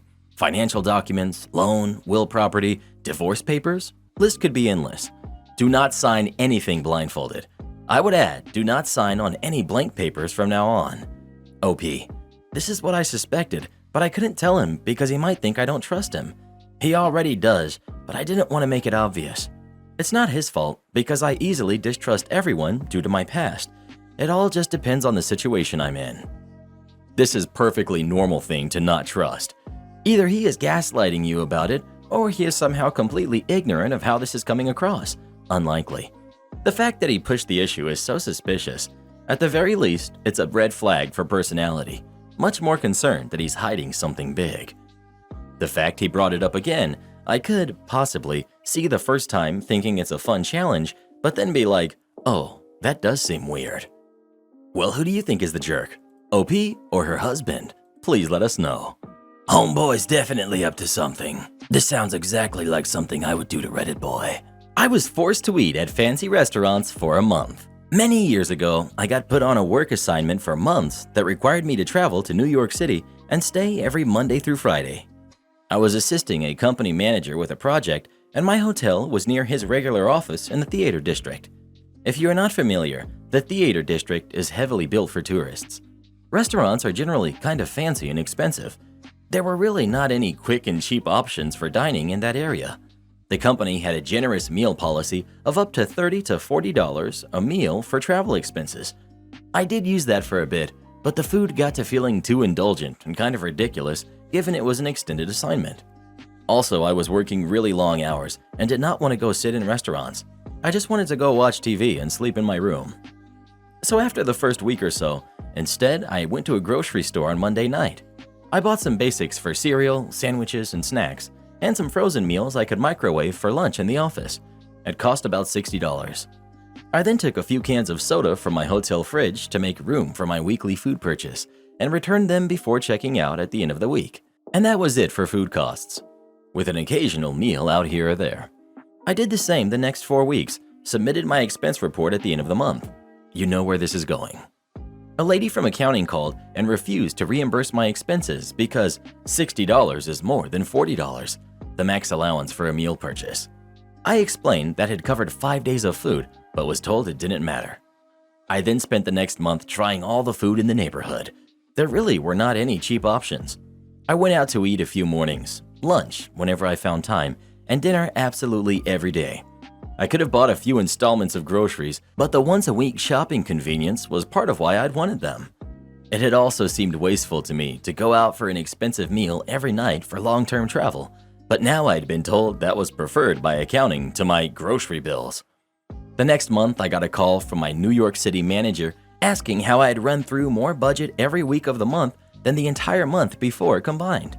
I explained the grocery situation, and he thanked me and hung up. About 10 minutes later, that same lady from accounting called me to tell me that they'd pay my still not reimbursed grocery bill, and any going forward as long as the daily amount averaged for the week was under the aggregate meal allowance. I happily returned to a more reasonable diet. Am I the jerk for not putting my husband's children in my will? My husband Jack and I married later in life. We were both in our 50s. It was a second marriage for both of us. He has 3 kids. I don't have any biological kids, but I'm still very close to my former stepson, Thomas, that I helped raise. We were both very well off financially, Jack more than me. Jack owned his business and was upfront that he intended that business to be left to his kids. We signed a prenup before our wedding that basically said we each get to keep what we brought into the marriage. We kept our finances separate, though we both contributed to a joint account for household expenses, which we split 50-50. We did our wills at this time. Jack left everything to his kids, and I left mine to Thomas. We were both aware of what the other had done, and we were fine with it. Jack's business went under about 4 years ago. He was desperate to keep the business going and poured all his savings into it. The business had been his grandfather's and then his father's, and he was determined to be able to hand it down to his kids. He ended up losing almost everything. He was completely devastated. Standard of living-wise, not much changed, except that I'm paying 100% of the household expenses. I love him, and I'm fine with this. I had a health scare about a month ago where I realized that if Jack passed, Jack would be left with nothing, as my will gives everything I own to Thomas. I told Jack that I was planning to change my will. My plan was to put a third of my assets into a trust for Thomas's kids. He has two currently that both call me Nana. A third directly to Thomas, and a third in a trust for Jack. I would set it up so that Jack would receive a generous monthly check, but that after he passed, the assets in the trust would go to Thomas. I did it that way because I want Jack taken care of while he is alive, but after that, I want it to go to Thomas, not Jack's kids. Jack is furious that his kids aren't going to receive anything. He kept pointing out that I have 3 stepkids, not just one former one. Why are his kids getting nothing and Thomas everything? I should say that by the time we got together, Jack's kids were grown. One already had a kid and another was married. Other than the occasional holiday, I've never lived with Jack's kids. While he is not mine biologically, Thomas is my son in every way that counts. While I get along with Jack's kids, we are not close at all. Jack is threatening to leave me over this. He keeps saying that if I don't care about his kids, that means I don't care about him. I've told him that's nonsense and that I don't respond well to ultimatums. We had planned to leave our assets separately before we were ever married, but now that he doesn't have money, suddenly he wants me to leave my money to his kids. Am I the jerk for not wanting to? Not the jerk. You kept your finances separate. He knew of the deal. Now he's changing it because his financial situation changed. He was the one making more in the first place, so he did not care about your money. But because now he has less, he cares about your money. Would he have added your stepson to his will and divided his assets 4 ways if you had lost a lot of money? I seriously doubt it given his behavior. OP. I do not believe he would have, and I would have understood that. Thomas is my son, in the heart, former stepson legally, not Jack's. Please don't choose a man you've known for a lesser amount of time over your stepson. This man is showing his true colors by threatening to leave you. You both made a deal, and he's the one that's trying to push your boundary. I don't get it. After Jack's little fit about your proposed will change, I just let him know you'll be leaving it as it's been all along. And if your marriage doesn't mean more to him than money his kids can get out of it, he should take care not to have the door hit him on the backside on his way out. It's hilarious that he's threatening to divorce you over this. The guy's being 100% supported by OP, and the change to her will was meant to include him instead of just leaving everything directly to her son Thomas in case of her passing. The jerk thinks demanding his kids be included under the threat of a divorce, that will mean he's no longer supported by OP, nor included in her will, somehow makes sense. Dude has zero leverage for his idiotic demands and doesn't even realize it. It is indeed hilarious. OP is still alive, so the prenup will kick in, so her will be irrelevant. He will get absolutely nothing. OP, let him leave you. He only wants equity now that it suits him. Do not give in. This man is being completely unfair. Now, it might be because of the stress of losing everything. If you want to fight for it and give him the opportunity to sort himself out through counseling, that's on you. But that ultimatum is unacceptable to me. OP. I don't find my husband talking about a divorce hilarious at all. I find it gut-wrenching. Don't misunderstand. I have no intention of giving in to his ultimatum, but Jack is the man I had expected to spend the rest of my life with. This isn't a funny situation at all. I can only imagine how heartbreaking this is for you, especially at this point in your life. I'm truly sorry you're going through this. I do, however, hope this has opened your eyes to the kind of person you married. He didn't care to leave you anything when he had it, but now that he's broke, he wants everything you own? That's extremely selfish. You were very kind to alter your will, and now he's trying to take advantage of that kindness. If he wants his kids to have something, he can get himself a good job and start saving. At the very least, he needs to start to contribute to your expenses. You shouldn't be supporting him the rest of his life, especially after the way he's treated you. Well, who do you think is the jerk? OP or her husband? Please let us know. Hit the road, Jack, and don't you come back no more. I will make you stay the 3 months notice if you don't work hard. Notice period negotiation. Necessary background. I was working in a country that allows 14 sick days per year, and actually with no doctor report if you have up to 3 days sick. On top of that, we have 25 PTO plus bank holidays. This was an office job. I was the only one in my team who didn't have a 9 a.m. to 5 a.m. approach and stayed to get my work done, improve things, and help in case of any issues. My manager was able to manage himself to be the only person in the company to work 8 a.m. to 4 p.m., so he wasn't really aware of who was helping out in the afternoon, but he knew perfectly who was more hardworking and committed. So it was a coincidence that on a very rainy day in a typical sunny location, I was not feeling good, so I texted him I was sick that day. He replied back to me that it was an excuse for a rainy day on a Monday, and I was no professional, and he wanted a doctor's certificate when he had no right to ask for one. Good. I know I have 14 sick days allowed, and this was my first one, so I got a doctor's certificate saying I need to take the full week off. I sent the certificate to my manager and a copy to his manager and take a full week off that I enjoyed in my house doing some sports and watching some movies and series. After I came back, he told me how much he missed me and realized who really gave a hoot on the project. Okay, on to the main story. In that company, I had a 3-month notice period that was ridiculously long for my level. I spoke with my manager that I was going to relocate for personal reasons, and I was leaving the company and I needed to negotiate the notice period to 2 months. I offered to work on weekends, extra hours, or whatever was needed, but I couldn't stay so long due to the other company in a different place of the world. He told me not to worry about that. He could get me a 2-month notice if I work hard until the last day. I was the hardest worker on the team. During the next 15 days, I asked him every day if he got my letter from HR with my last day because I had a lot of stuff to take care of to move very far away. He always said, "Stop asking and work harder, or you will stay for 3 months." Malicious compliance. I have a workstation and a laptop, and I have in total 4 screens. So I opened Facebook on one screen, Twitter on another screen, news in another screen, internet games in the other screen. I worked in a very open place where all the big boss can see our screens, so very rarely I open the news, maybe 5 minutes per day in the smaller screen top. I did this during his lunch break to make sure that when he came back, he would see all of this. He came back to me very angrily saying, "What the heck are you doing?" My reply was, "I've called the other company and they're okay if I relocate 1 month later, so I will enjoy the rest of the 3 months here at my place." "You can't do that," he replied. "Yes, I can. You can only fire me and pay me for the full 3 months notice period."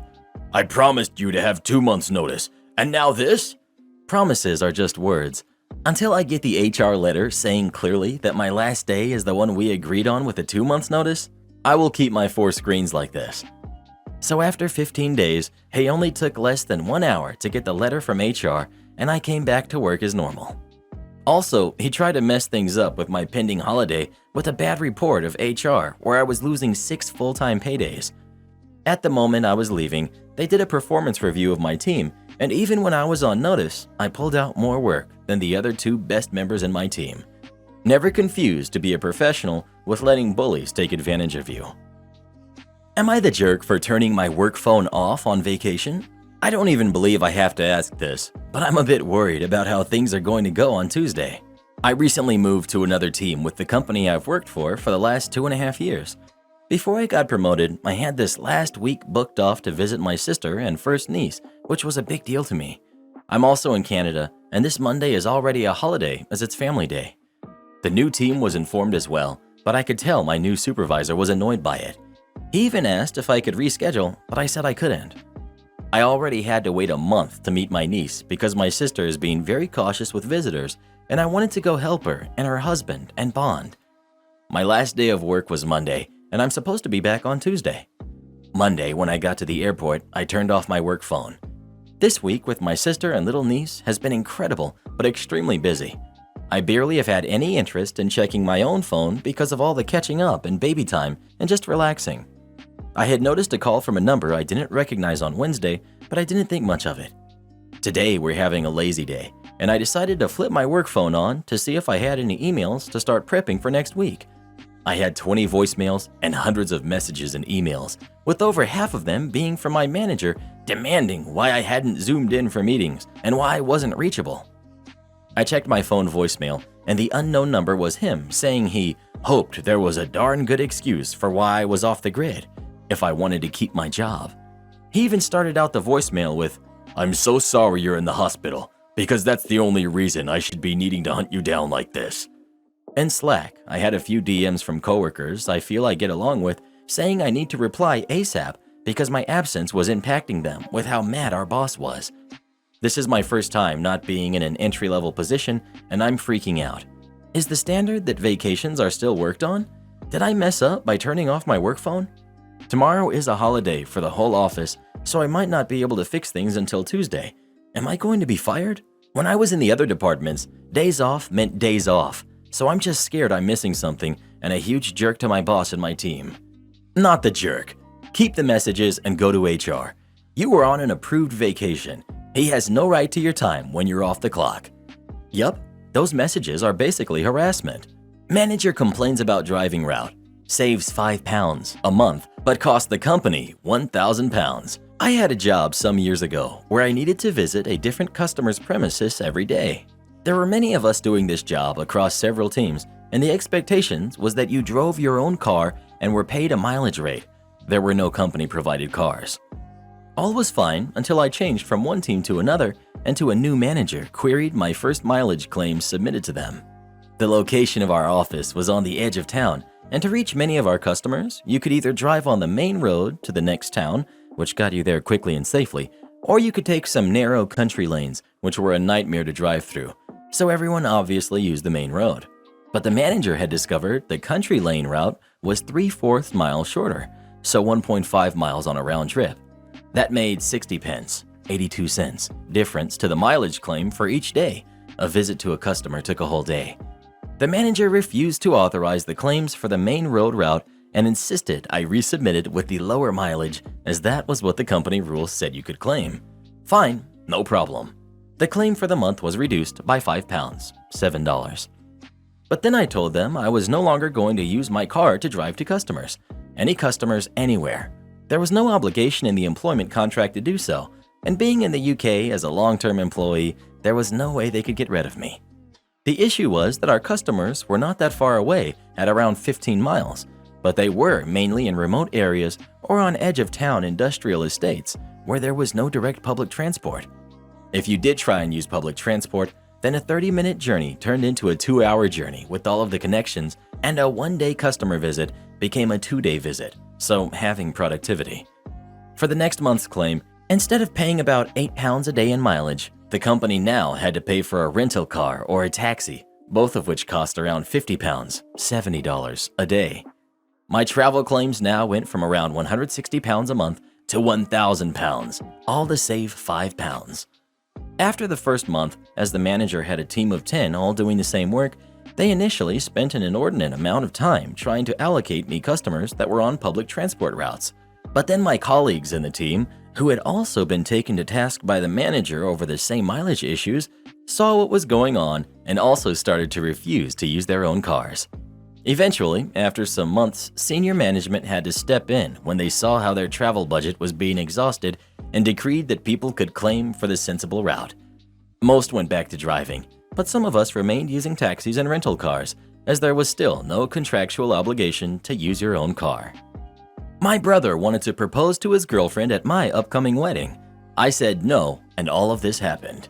I, 27 male, will start this off by saying my wedding is scheduled for April because my fiance, 25 female, has always dreamed of a spring wedding. And I really like the idea too. I have an older brother though, 30 male. And last Saturday, I was called over to my parents' house to talk about something, but they refused to tell me what it was until I got there. They then sat me down with my brother and told me that my brother wants to use my wedding as the perfect day for him to propose to his girlfriend. I was instantly mad and told them absolutely not, but they ganged up on me. I ended up so enraged to the point that I, one man, somehow backed all 3 of them into a corner. I told them that if they want to do this, then not only will they all be uninvited, but I'll also cut off the financial support I've been giving monthly since they paid to have my golden child brother go through college by taking out a second mortgage. I landed a decently high-paying job and have been sending $500 to my parents monthly to help ease their mortgage.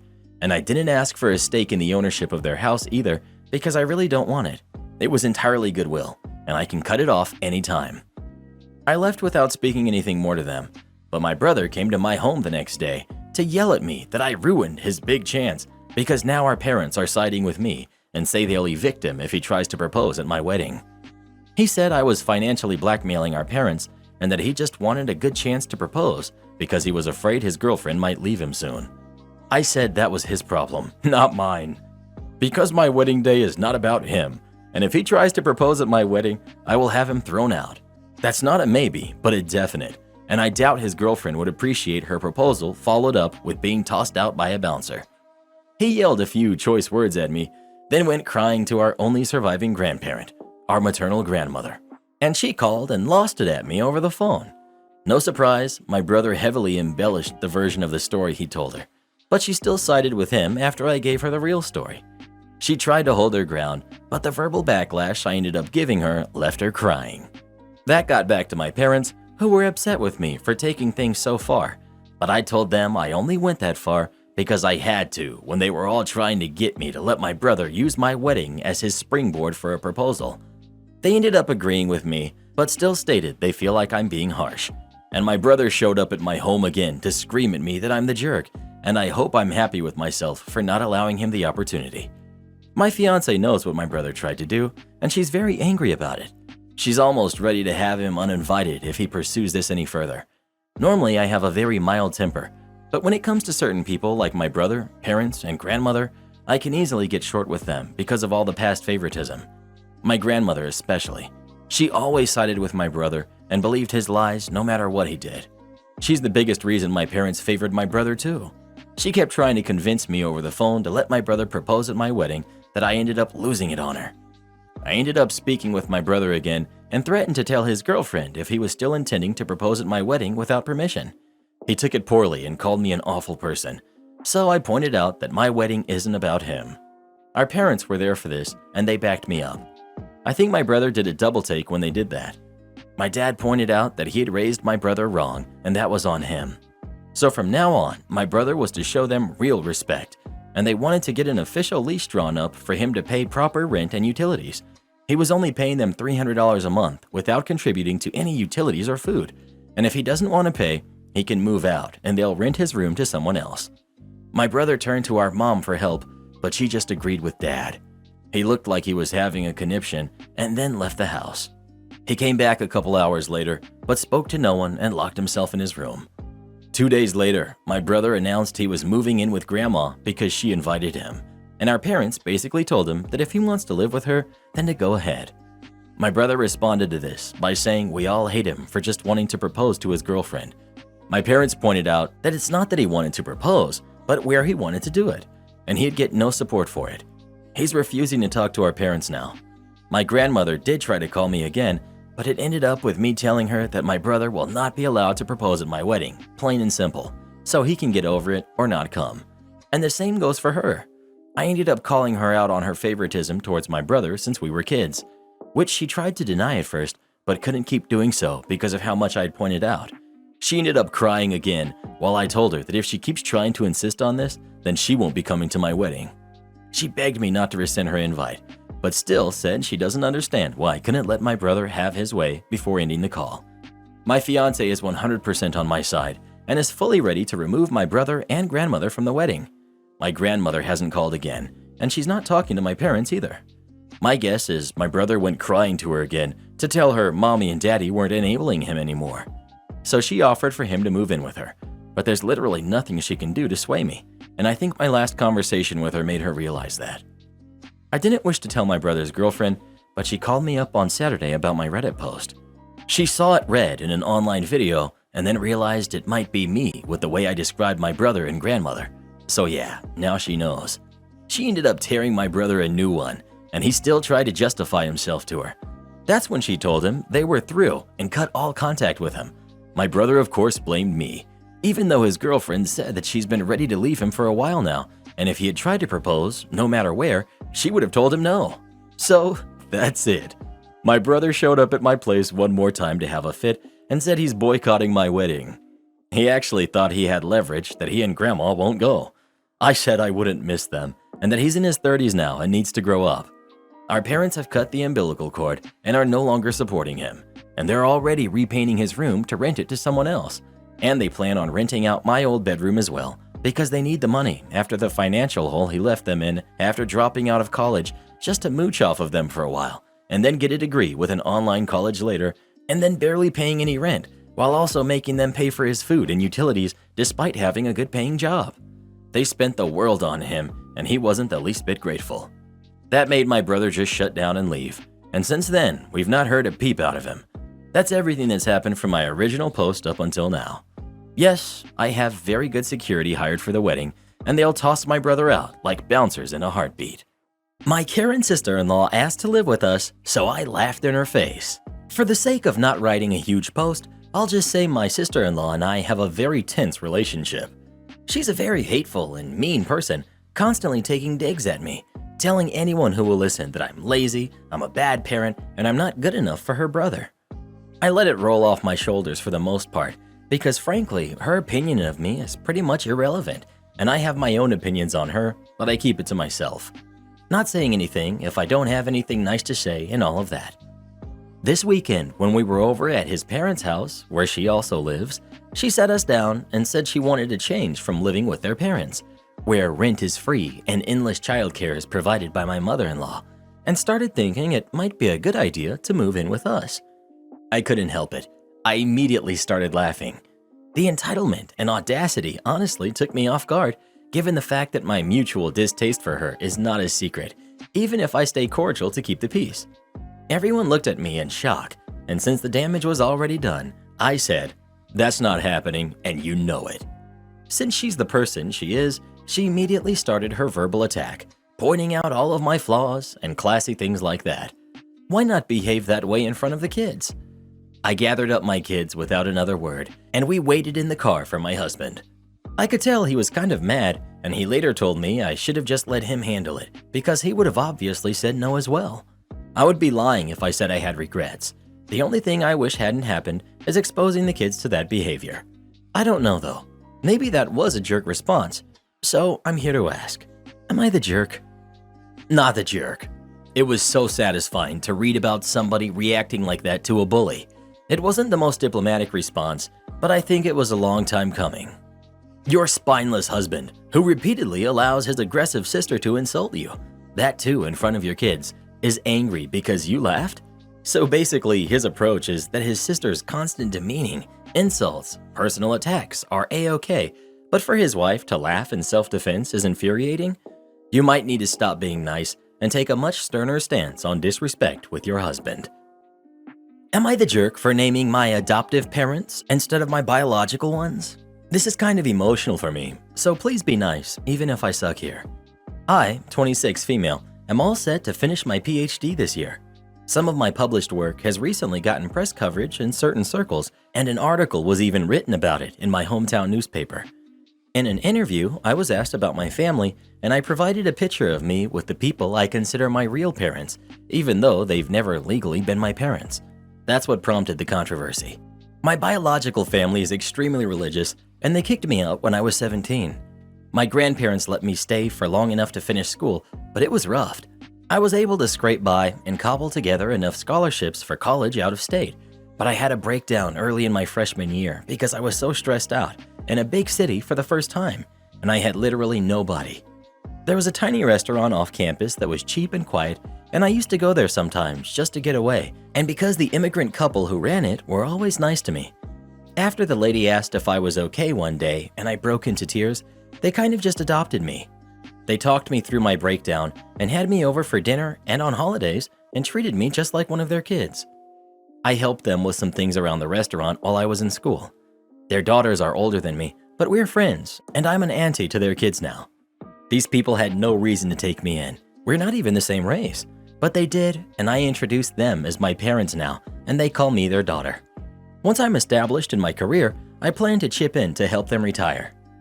I have kept some contact with my biological family, and the relationship has improved with time as my parents have mellowed out, and several of my younger siblings and other family have left the religion or become much less involved, but I can't forget being abandoned. They've been wanting me to come visit for a while, but I haven't. When they saw the picture of me with my adoptive parents in an article, they freaked out.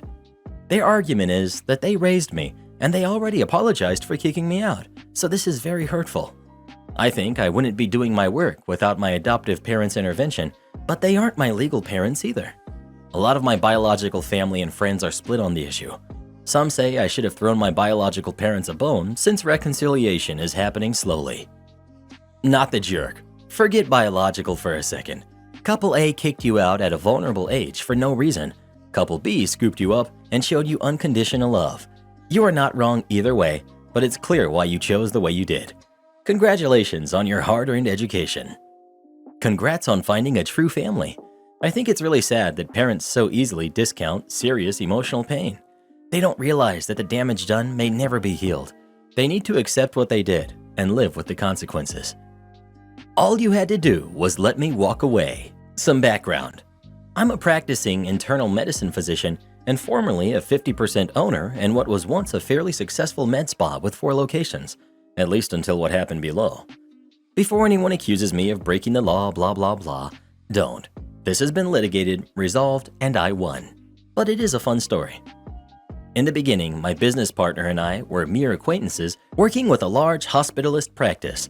Looking for extra income to pay off student loans, we decided to band together and open a med spa offering Botox, minor cosmetic procedures, B12 infusions, etc. And it was a huge hit, big enough for us to go full-time and expand. This lasted around 7 years. Beginnings of problems.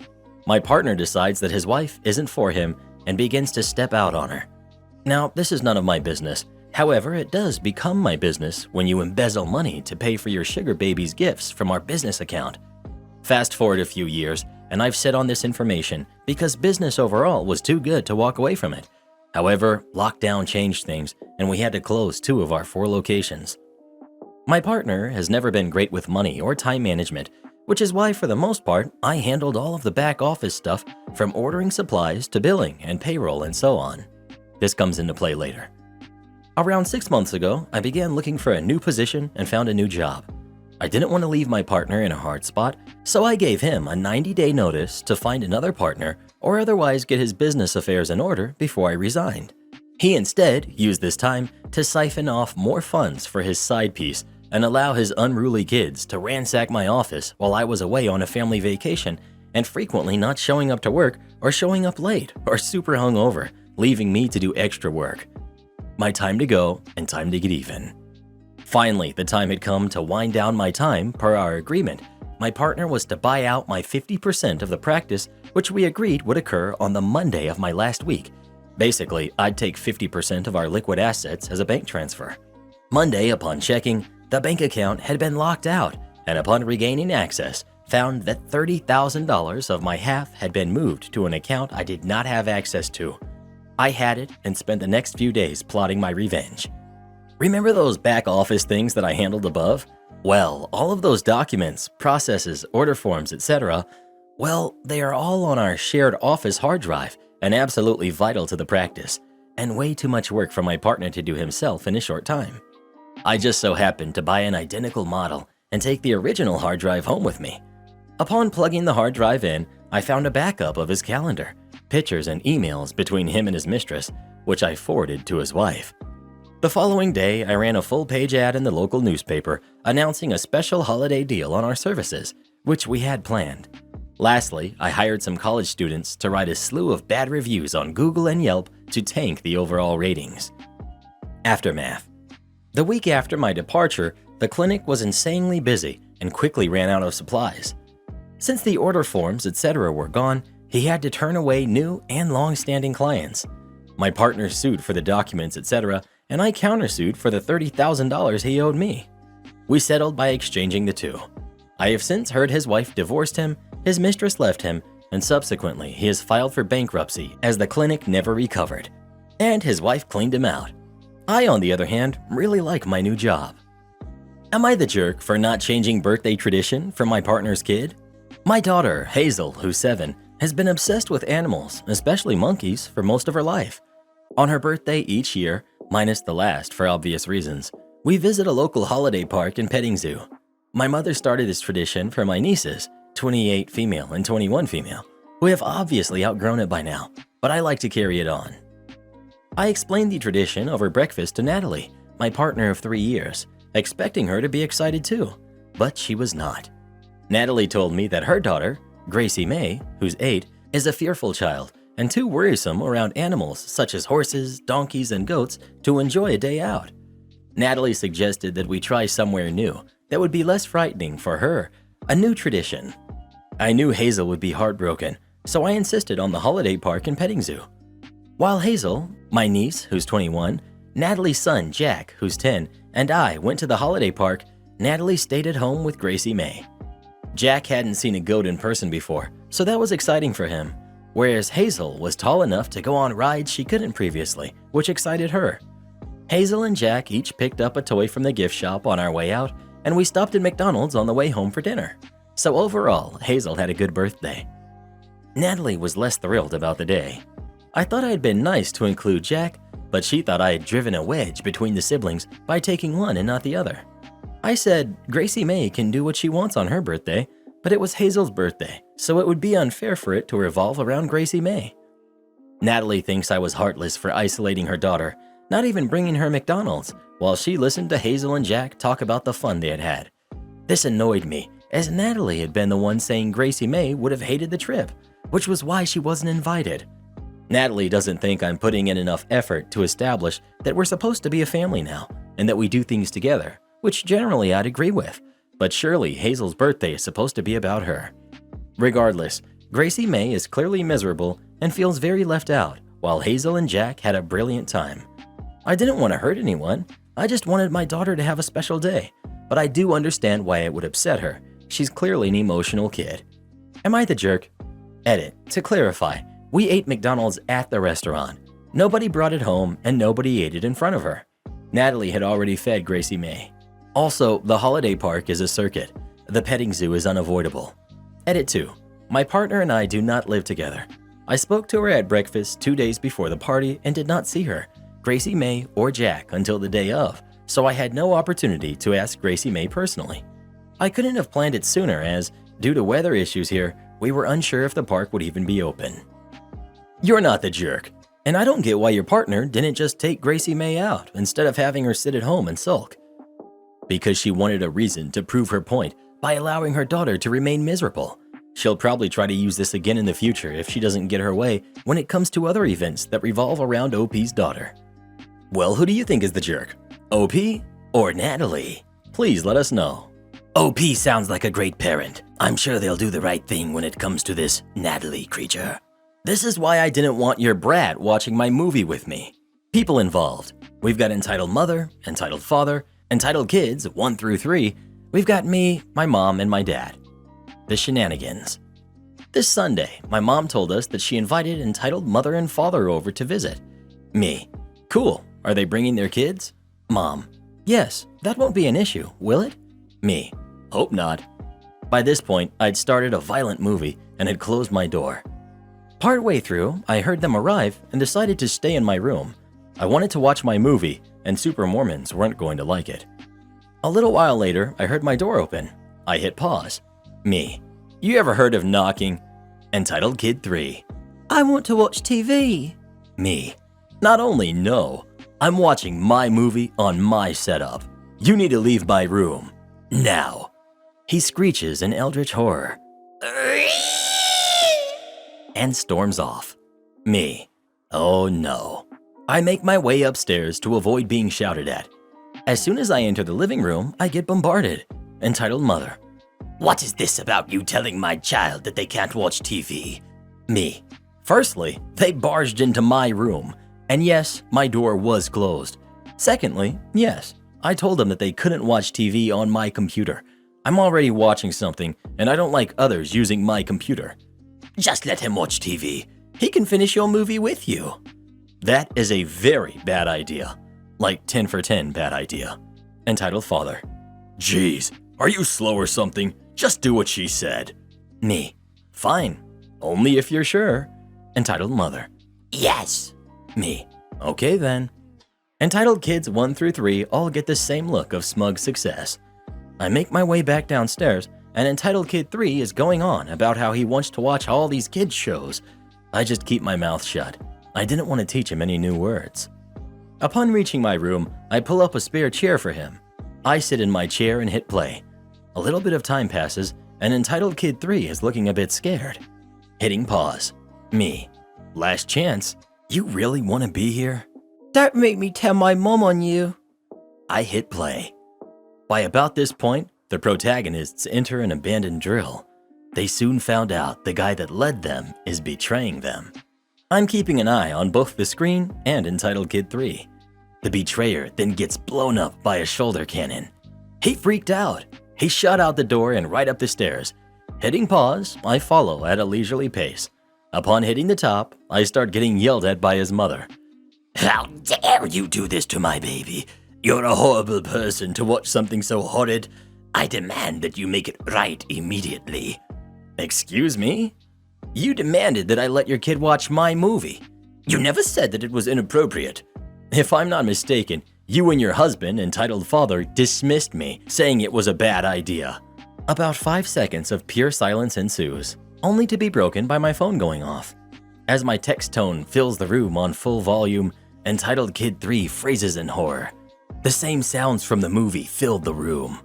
Unfreezing, he breaks down crying. My dad starts laughing. Entitled mother. "Well, I never." Entitled father. "How did he?" Then they left. Your parents need better friends and or to set better boundaries when visitors come to your home. A deal's a deal. I work at a credit union and we use a fancy online system to validate checks. It was designed by the guy from Catch Me If You Can. If they're over a certain value, we run them through the system and they come back either clear or with a hold recommendation, at which point we do some research on the account and decide for ourselves whether to put a hold on the check or deny it if it gives us the willies. So this day is a pretty steady one, and I'm holding down the teller line while my colleagues take lunch. A woman walks in with her partner. Her face is, soon understandably, a bit of a mess, and she looks visibly upset. So she hands me a check for $65,000 and asks to deposit it. "Sure," I say. "Just a heads up though, there'll probably be a couple of days hold on it, just because of the amount." How long? The boyfriend suddenly asks. Bear in mind, he is not on the check and he is not on the account, so it has exactly nothing to do with him.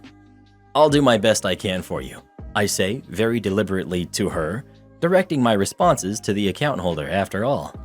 "But based on the amount, you're probably looking at about 5 to 10 days. It's a security feature to protect you in case the check bounces for any reason."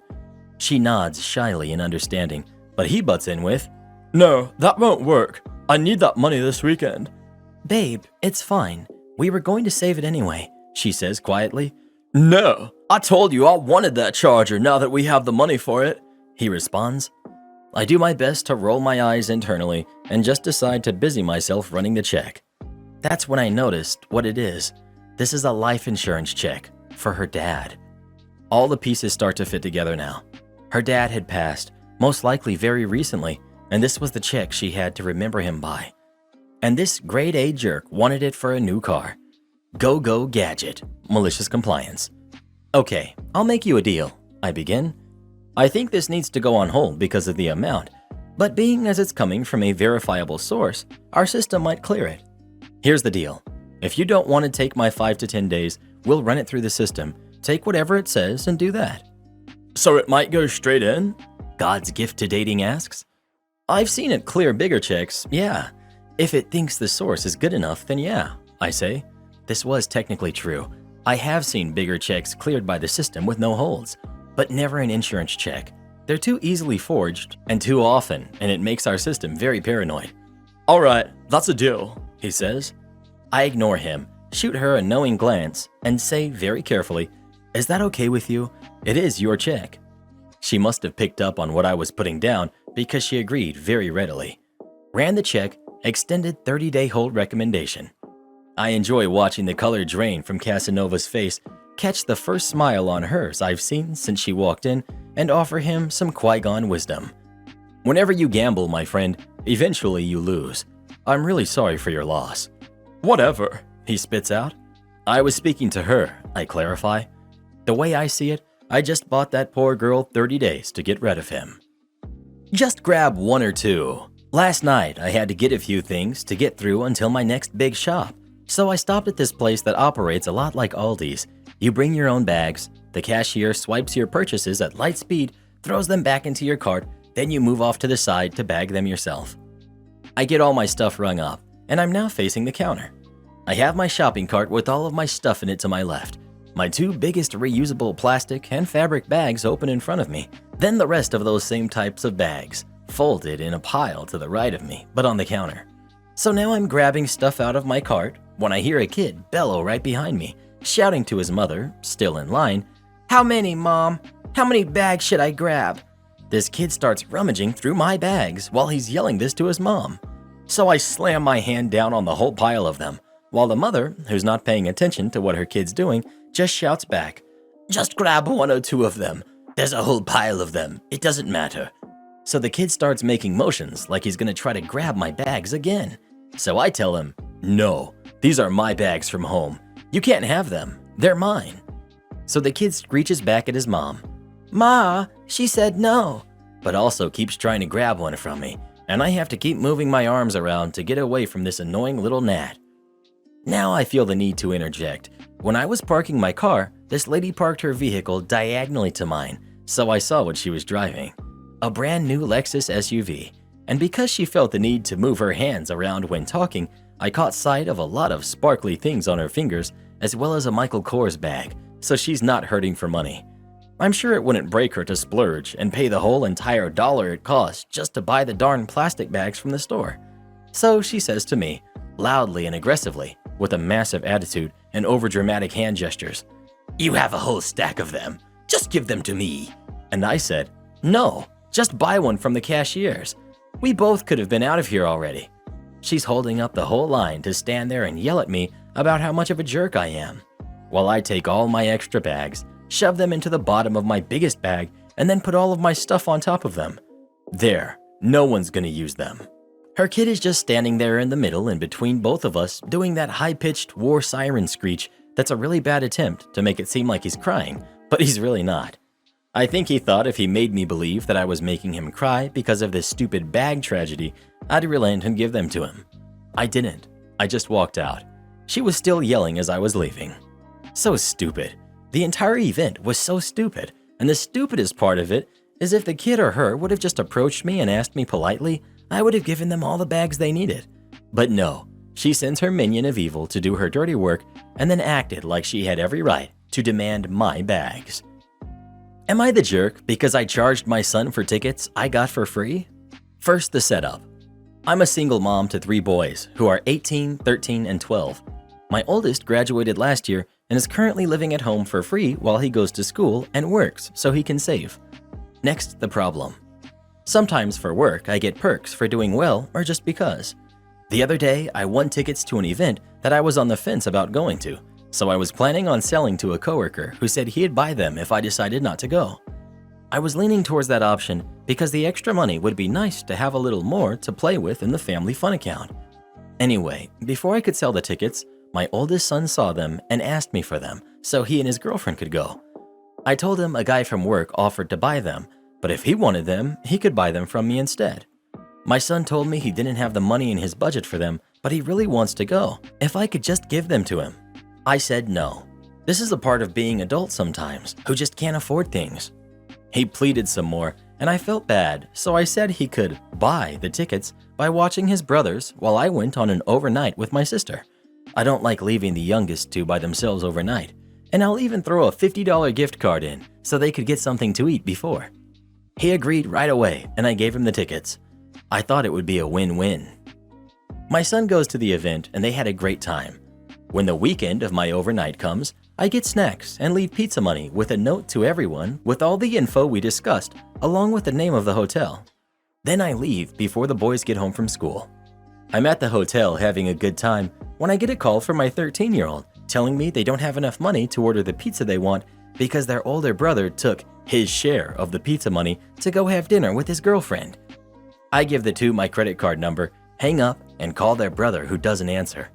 After repeated unanswered calls, I get nervous, and me and my sister check out and take a cab to my house because we had both been drinking. We end up watching movies and having pizza with the boys, all while trying to get a hold of my son. At 1 a.m., he and his girlfriend come home, but it's already late, so they go to his room to sleep.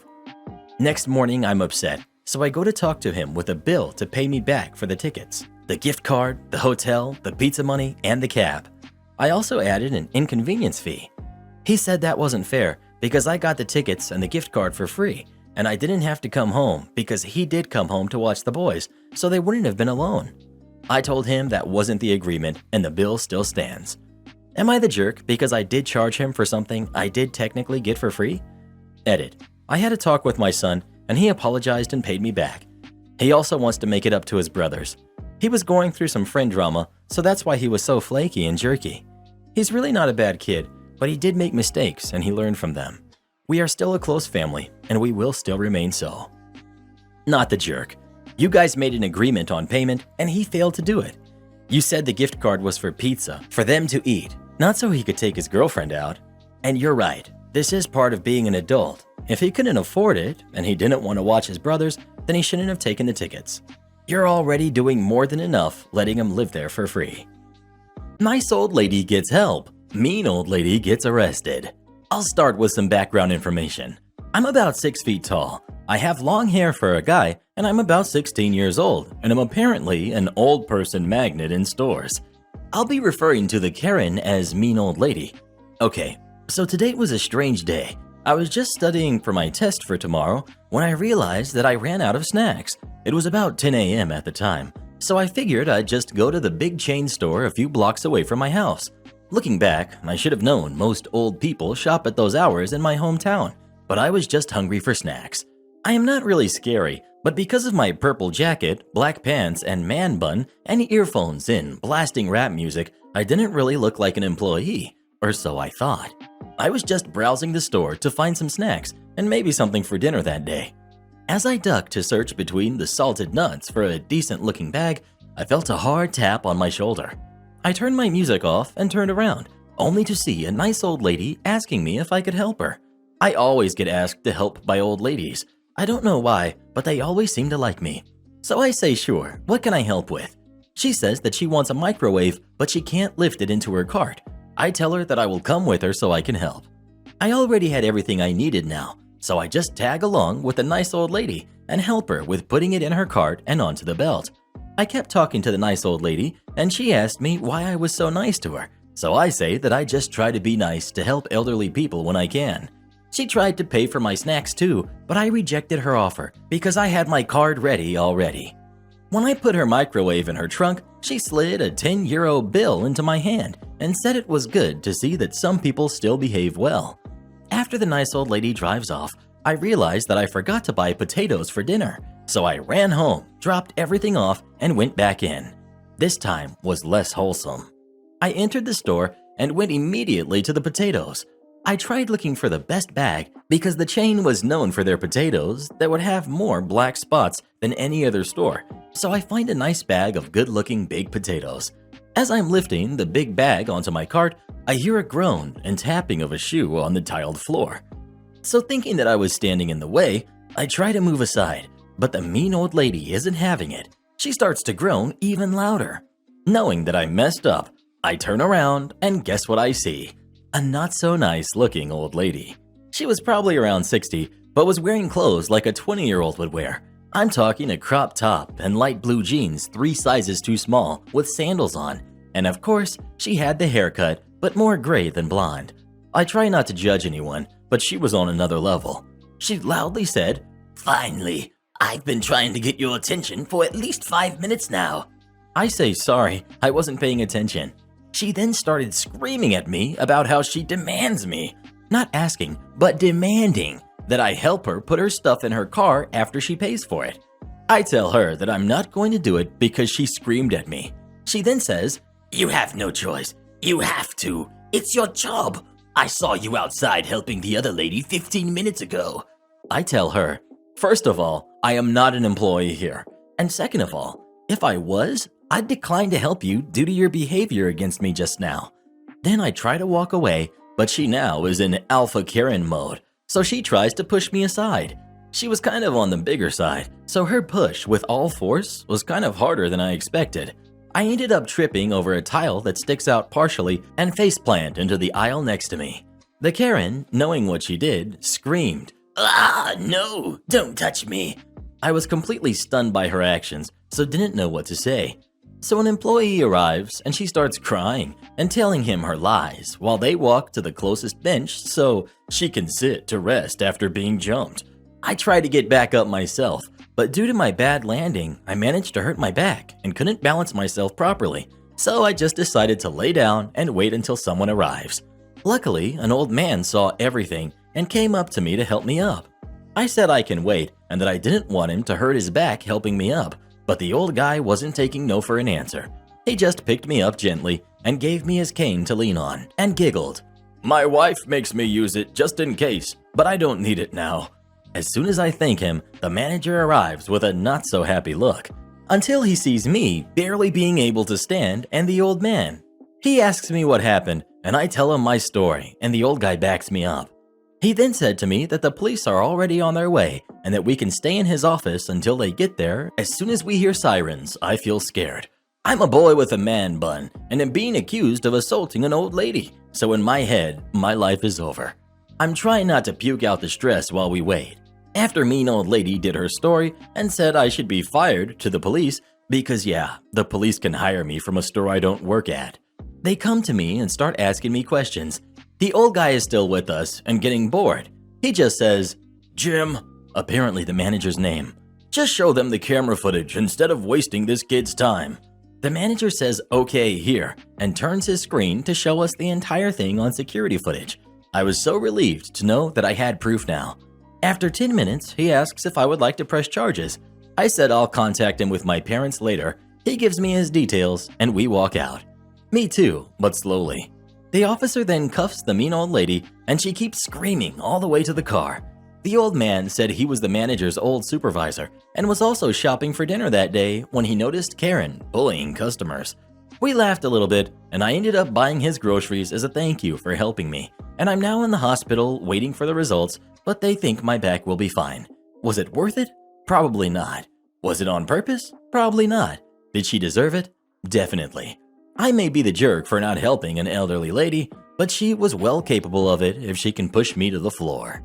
I kicked my sister out of my house for throwing all of my food away. I seriously can't believe this is a thing, but my parents are really upset with me. My sister and I grew up together, but aren't very close.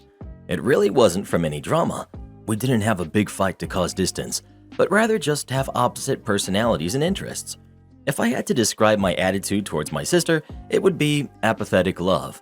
Like, she's my sister, so I want her to be healthy and happy, but we just unfortunately don't hang out, call to chat, etc. She recently received an opportunity to interview for a job near our hometown and reached out to see if she could stay with me for a week. My mother was ecstatic that my sister might be coming home finally. She moved across the country right after college and hasn't been back in almost 10 years, except for Christmas. She spends Thanksgiving with her in-laws, or the one-off birthday or business trip or vacation. I was more than happy to open my home up, thinking that we could maybe bond or deepen our relationship. It was all kind of awkward, but nothing horrible until the third night. I came home from drinks with my friends around 10 p.m., went into my kitchen for a snack, and realized that almost all of my food was gone. I'm not even exaggerating. I swear, 90% of my pantry was just gone. I asked my sister, and she told me that she was shocked I ate anything with preservatives and unnatural, and that I was poisoning my body. So she took it upon herself to throw away everything that she deemed unhealthy. Guys, I'm talking about so much food, both packaged and unpackaged. Even things like spices that weren't fresh were tossed. It was like someone had robbed my kitchen. I demanded that she pay to replace everything, but she dug her heels in and said that she was doing me a favor and that the way I ate was disgusting, her literal words. I know I'm biased, but my diet isn't even crazy. It's pretty much standard food you'd find at any grocery store. I was so upset, I made her pack up and leave, and she ended up having to take a cab about 30 minutes away to stay with my parents. My mom is absolutely devastated that we're fighting and insists that I apologize in order to keep the peace because she really hopes my sister will take the job and move back. I told my mom that if she wanted to lose not one, but both daughters, then she'd keep pushing me to apologize for something I feel I have a right to be upset about. My dad says that she's been crying every night though, and I love my mom so much, I feel like a huge jerk for being stubborn about the situation. Edit. To answer a few questions I was asked, yes, I did invite my sister out to drink with me. She declined, saying that she didn't like going to dive bars and wanted to stay sober because it was a work trip. I respected that decision, but I had already planned to go out with my girlfriends. It was a birthday. I did the math, and she threw away close to $1,000 worth of food. I listed some items in a comment below, but it included dry pasta, ground beef, pre-cut veggies in a container, juice, canned soups, rice, chicken broth, leftovers, and even bread, because it was white bread. This isn't even close to the start of my list. Not the jerk. Your sister was a self-righteous jerk and was lucky she only got kicked out. I would have been tempted to call the cops on that crap. Not the jerk. But OP, your parents are literally telling you that they care more about the sister who moved away than the one who stayed. Do with that what you will. Spices can be hard to find and expensive depending on your tastes, and the food alone would cost hundreds of dollars. Get that money. Not the jerk. This is a hill I would die on. I can't imagine having to suddenly pay to replace all of my food, spices included. Never mind the wastefulness of tossing perfectly good food that could have been donated to a charity pantry. Your parents' anger is misplaced. I don't think they're angry at either of them. I just think they don't want to rock the boat and they think they're going after the easiest person to control.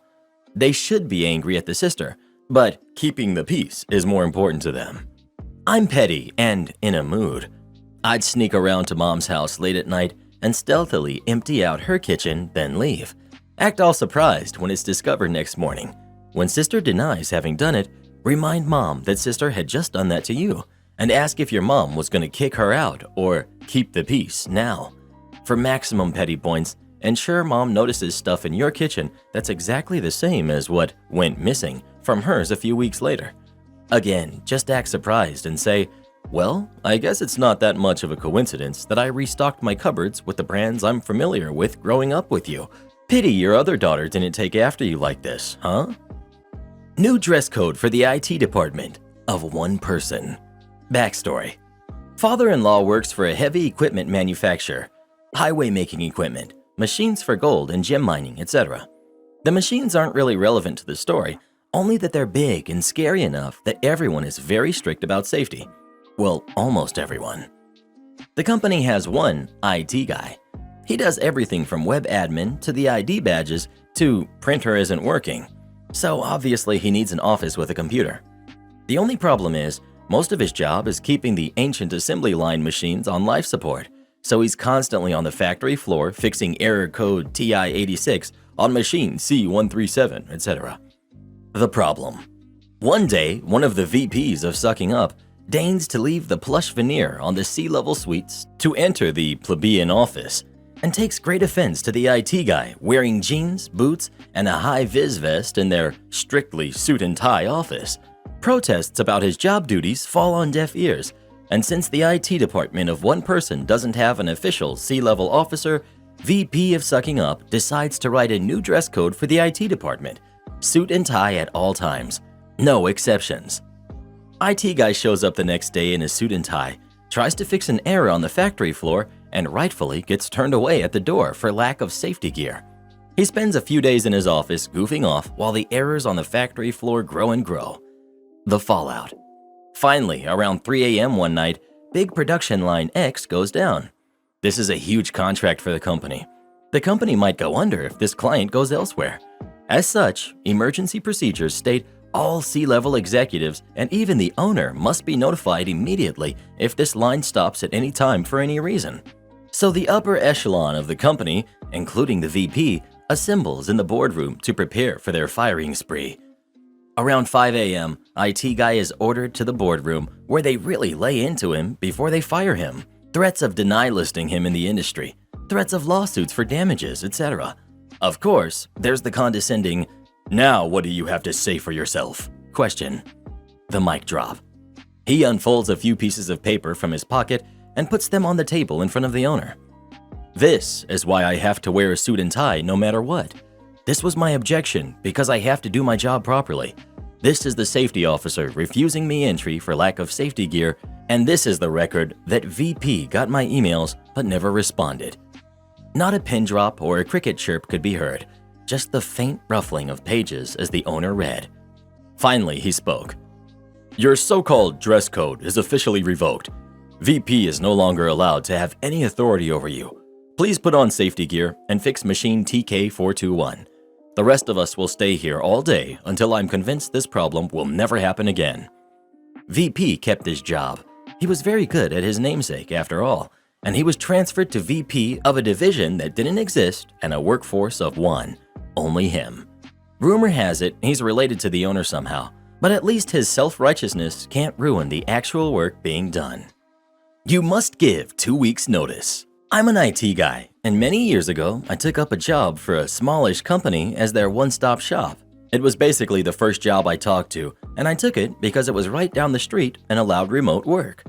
The pay was nothing to write home about, but I essentially had no boss and made my own hours, so it was worth it. Well, right up front, they started making weird demands. We want someone who is going to commit to working with us for a long time, say 5 years. Also, if you quit, we want 2 weeks' notice.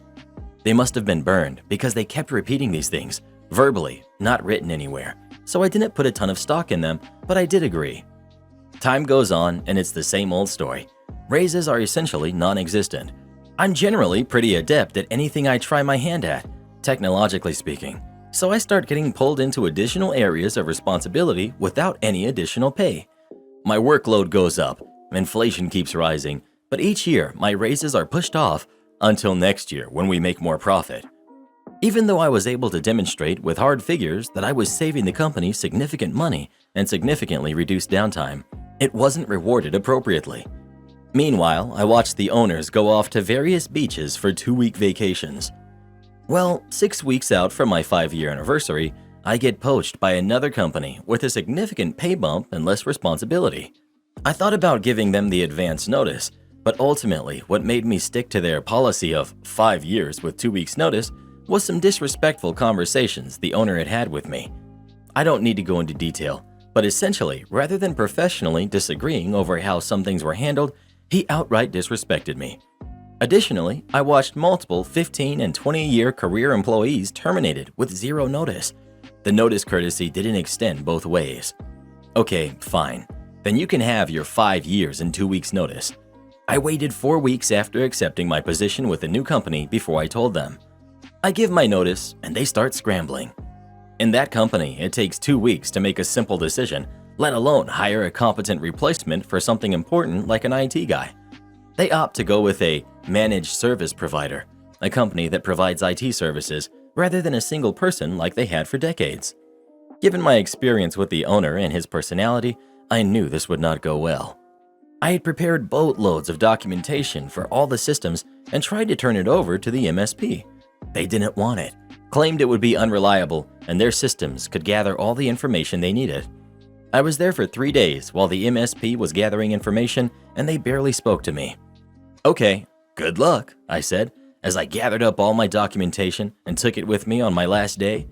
The owner grabs me on the way out. What would it take to get you to stay? How much do you want? Just name your price. Nope, I learned my lesson. If they don't pay you raises without the threat of leaving, then they don't value you, and they'll just use you as a stopgap while they find and train someone cheaper. The week after I quit, I start getting calls. They tried to replace hardware, and it failed, and nobody knows how to get into anything. They have to revert it back, and there's a bunch of downtime, and the MSP is doing a poor job. This continues for a few months. Hey, can you just jump on this call with us real quick so we can figure out what's causing this outage? Can you sit in on this vendor call and give us advice on replacement products? Can you do X and Y thing that the MSP cannot or will not do? Nope, I don't work there anymore. Sorry. The company goes so far as to send me a check in the mail, out of the blue, for IT services. I don't cash it. Eventually, they hire another single IT person to be on site full-time and do things their way. But at this point, he's lost critical continuity because he's only getting whatever turnover the MSP can provide, which is minimal. This also goes about as well as you'd expect given his lack of documentation and turnover. Lessons learned for the company. 1. If your people are doing a good job and you don't want to lose them, then show them that. Through pay or benefits, show them that. 2. You may not want to place strange constraints on length of employment or try to mandate the notice that employees give. Notice is a courtesy, not a right, especially if you don't reciprocate. 3. Other employees notice the way you treat your long-standing, loyal employees. 4. Be respectful. There is no reason to disrespect each other in a professional environment, especially. 5. Be sure you get all the documentation and turnover that you can.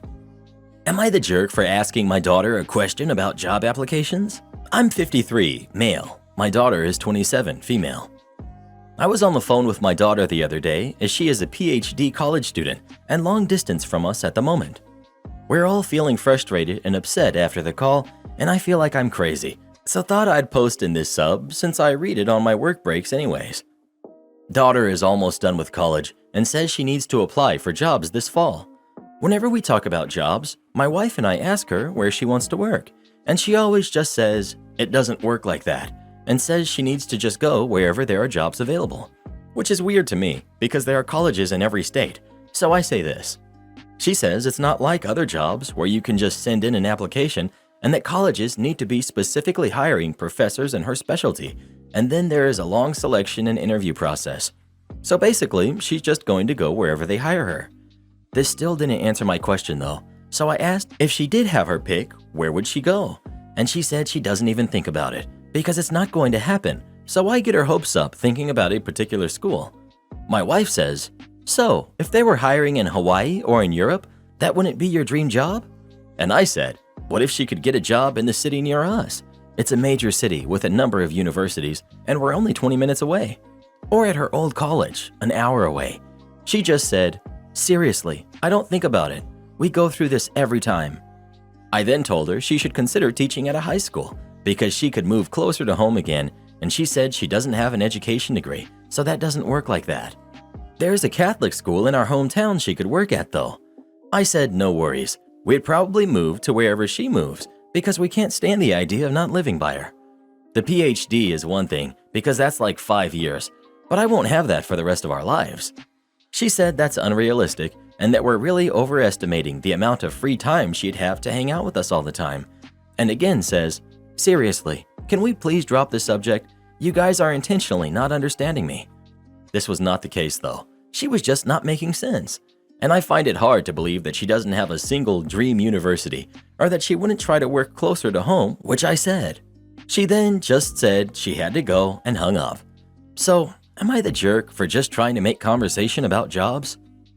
You're the jerk. Stop badgering your daughter. Did you ever take a moment to think, maybe this is why your daughter doesn't want to move home? Take a hint and back off. Edit. I just reread the title, and it's comical that you described this as simply asking my daughter a question about her job applications. You're the jerk. Just reading this, I got frustrated with your lack of listening. I can't imagine how frustrated your daughter feels having to repeat herself over and over again. She gave you an answer. Just because you don't believe it doesn't mean it's not true. You're the jerk. Talking to you sounds exhausting. She's explained that's not how it works, and that she's not getting her hopes up for any school because that's not how it works. She also doesn't want you to uproot your whole life and follow her either. As someone with a PhD, she is correct. You have no idea how any of this works. You're the jerk. You're the jerk for trying to tell her about her situation when you have zero idea what the job market in academia is like. For not understanding that she is a fully grown adult who doesn't need her parents moving to where she lives or telling her where to live or work. For assuming she'd be happy settling for teaching in a high school when she's looking for college jobs. For assuming she wants to live by you, and for assuming she wants to work in a Catholic school with all of the job restrictions that come with it. You weren't trying to make conversation about jobs. You and your wife were interrogating her and attempting to control her. You sound like a good dad to me.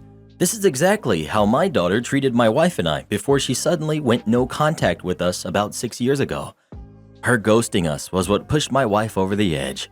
We did everything we could to raise her right. No parents should ever be abandoned the way that we were. Last I heard, my daughter is married and has a kid, but still wants nothing to do with me. I've been in therapy for the last 4 years because of this, and even my doctor says sometimes kids just decide they don't want to have anything to do with you once they go off to college. If I could go back in time, I never would have had her.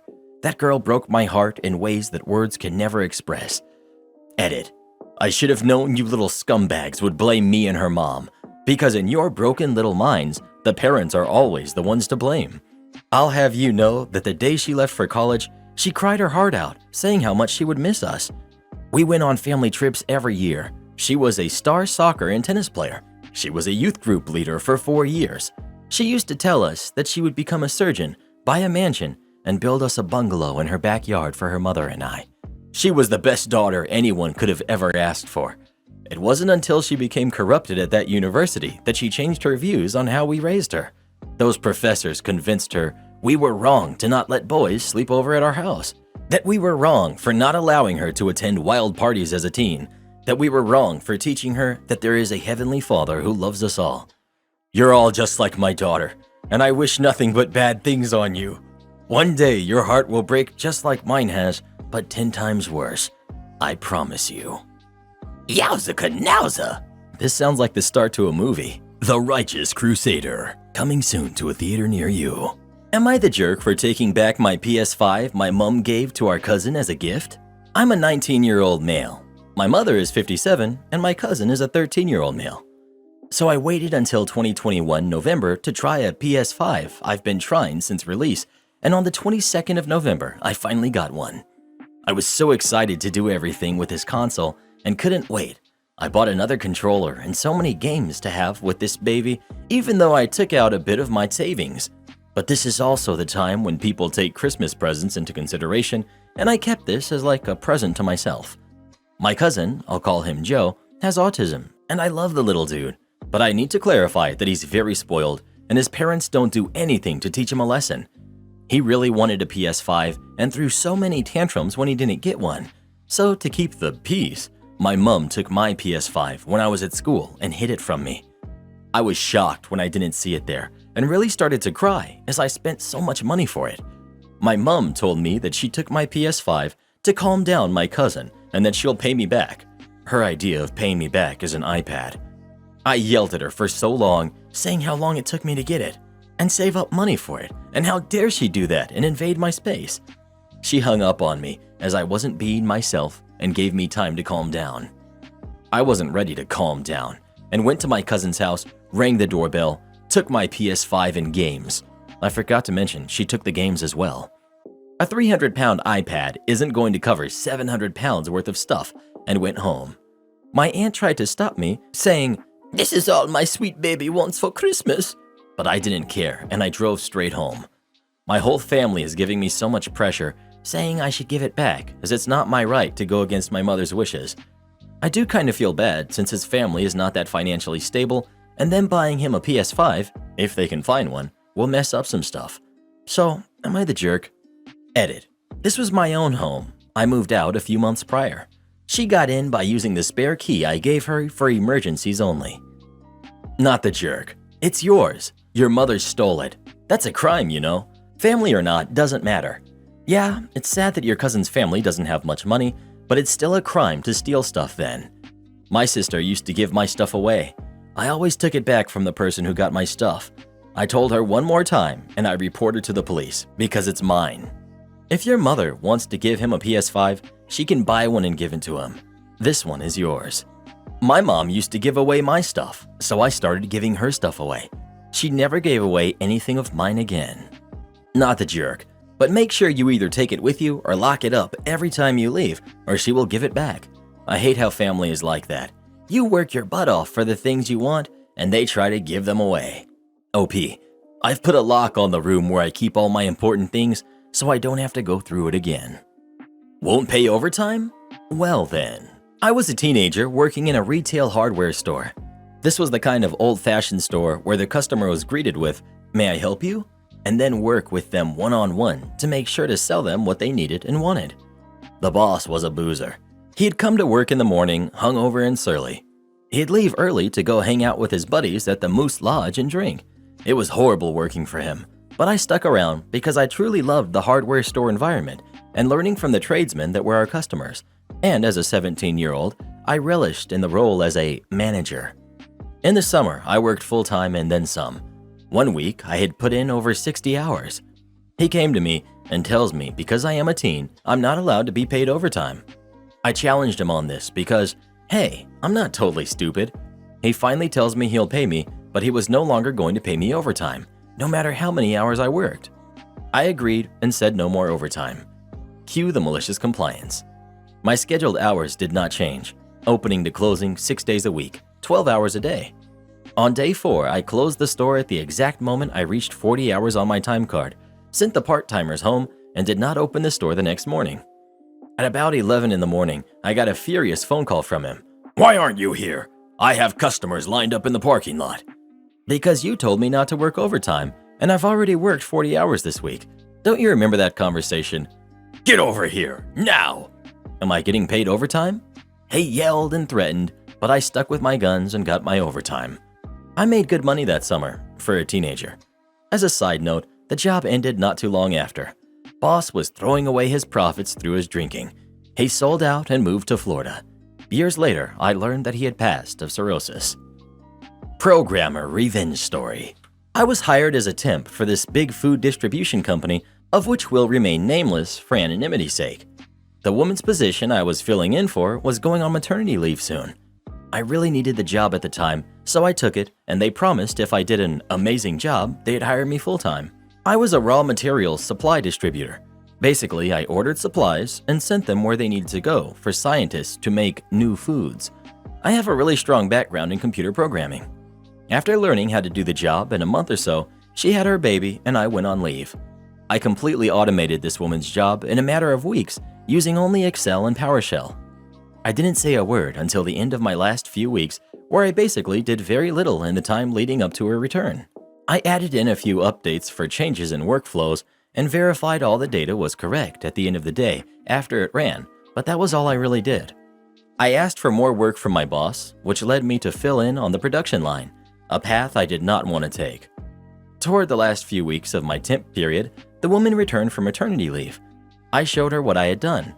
Her jaw had about hit the floor in awe that I had made all the hard work she was doing for years be completed by a computer program in a few minutes every day. In our next team meeting, it was brought up that I would need to get everyone online with this program before my temp period was up. Ding, ding, ding, went off in my head that they are not planning on keeping me with that idiotic comment. So I obliged and got everyone on board. Unbeknownst to them, I put in a clause in the PowerShell script with an encryption locally to the PC I was using. It grabs a specific encrypted date a few weeks out from my termination date and would just stop working after that date, or once they had wiped my local folder on the PC, or just simply not having the PC on. If they had decided to keep me, I could just turn it off and no one would have been the wiser. I added this snippet to every if statement and for loop possible with a new variable every time. Thanks, PowerShell. In the code, so if someone was to go through it and try to fix it, it would be a nightmare to fix if they had the audacity to with identifying and renaming every variable and clause and regenerating it. So as you can imagine, I was not offered a full-time position for said company, and when I had mentioned the comments when I first started for doing an amazing job, which I believe I had fit the criteria for doing so, my boss said that with SAP coming into the production team next week, my expertise would not be needed. A month or so later, I got a text from my old boss saying that he needed to talk to me about that program I wrote. It was 2 days after my magic shutoff date. I knew exactly what the call was about and never returned the call as I had a better job offer already lined up. I feel if I had returned the call, I wouldn't be able to stop laughing during the conversation of troubleshooting. Am I the jerk for being honest why I did not choose my nephew for a position? I, 61 male, work as a lobbyist for a large firm that has offices all throughout the state. I do have to travel to the offices on a weekly basis. My wife, 60 female, is a high school math teacher and is looking forward to retiring. We have a son, 25, and a daughter who's 24 that are on their own and working. Her family lives near us, but we only see them on special occasions. My wife has a sister, 59 female, that dropped contact with us when she married her husband, Ben. They have a son who's 27 together that I have met a few times. The main reason why my wife and her sister have no contact with each other is because Ben and I used to be partners. I left the partnership when I received an offer from the firm I work with currently. Most of the clients followed me to the new firm and Ben accused me of stealing them. My wife knows that I did not steal the clients. Her sister thinks that I did to ruin her husband's career and went no contact with our family. My firm has an opening for an administrative assistant. We kept the posting up for 2 weeks and received 10 applicants. I went through the applicants and saw that my nephew had applied. My in-laws contacted me asking for a favor in interviewing Nephew. I set up a date and time for an interview with Nephew. The interview was scheduled last week and it did not go well. He was 10 minutes late and acted like we were wasting his time. We asked him if he had any questions and they were about the starting pay for the position and when he would start. We told him that we would be in touch regarding the position. We made a decision today and contacted everyone regarding their application status. Nephew was not happy, and my wife has been receiving messages from most of her family. Nephew reached out to me asking why he was not chosen. I was honest with him about why we did not move forward in the hiring process. Her sister reached out to me, sending a long email that I was completely in the wrong and making matters worse within the family. Am I the jerk for being honest why I did not choose my nephew for a position? Not the jerk. Frankly, given the history between you and Ben, I'd have been concerned enough that Nephew was just applying so he could spy to not even bother with an interview. As it is, he made the mistake of assuming the job was his no matter what he did. If Mommy would rather validate his entitlement than address his attitude problem before he loses any more opportunities over it, that's not your problem. Follow your schedule. Once upon a time, I was the supervisor for the security team at a small college on the East Coast. When the director of security left, there were 2 people up to replace him, me and a senior supervisor for the company that the college contracted with. He was chosen. Okay, I can live with it. I had very little experience in the field and was only a supervisor because of my military experience. The company gave me a 15% raise to keep me there, which worked. The new director was a very hardworking, well-intentioned idiot. He did work hard, but he had no idea how to manage anything and was more concerned with finding projects that he could put on his resume than with what the team could realistically accomplish.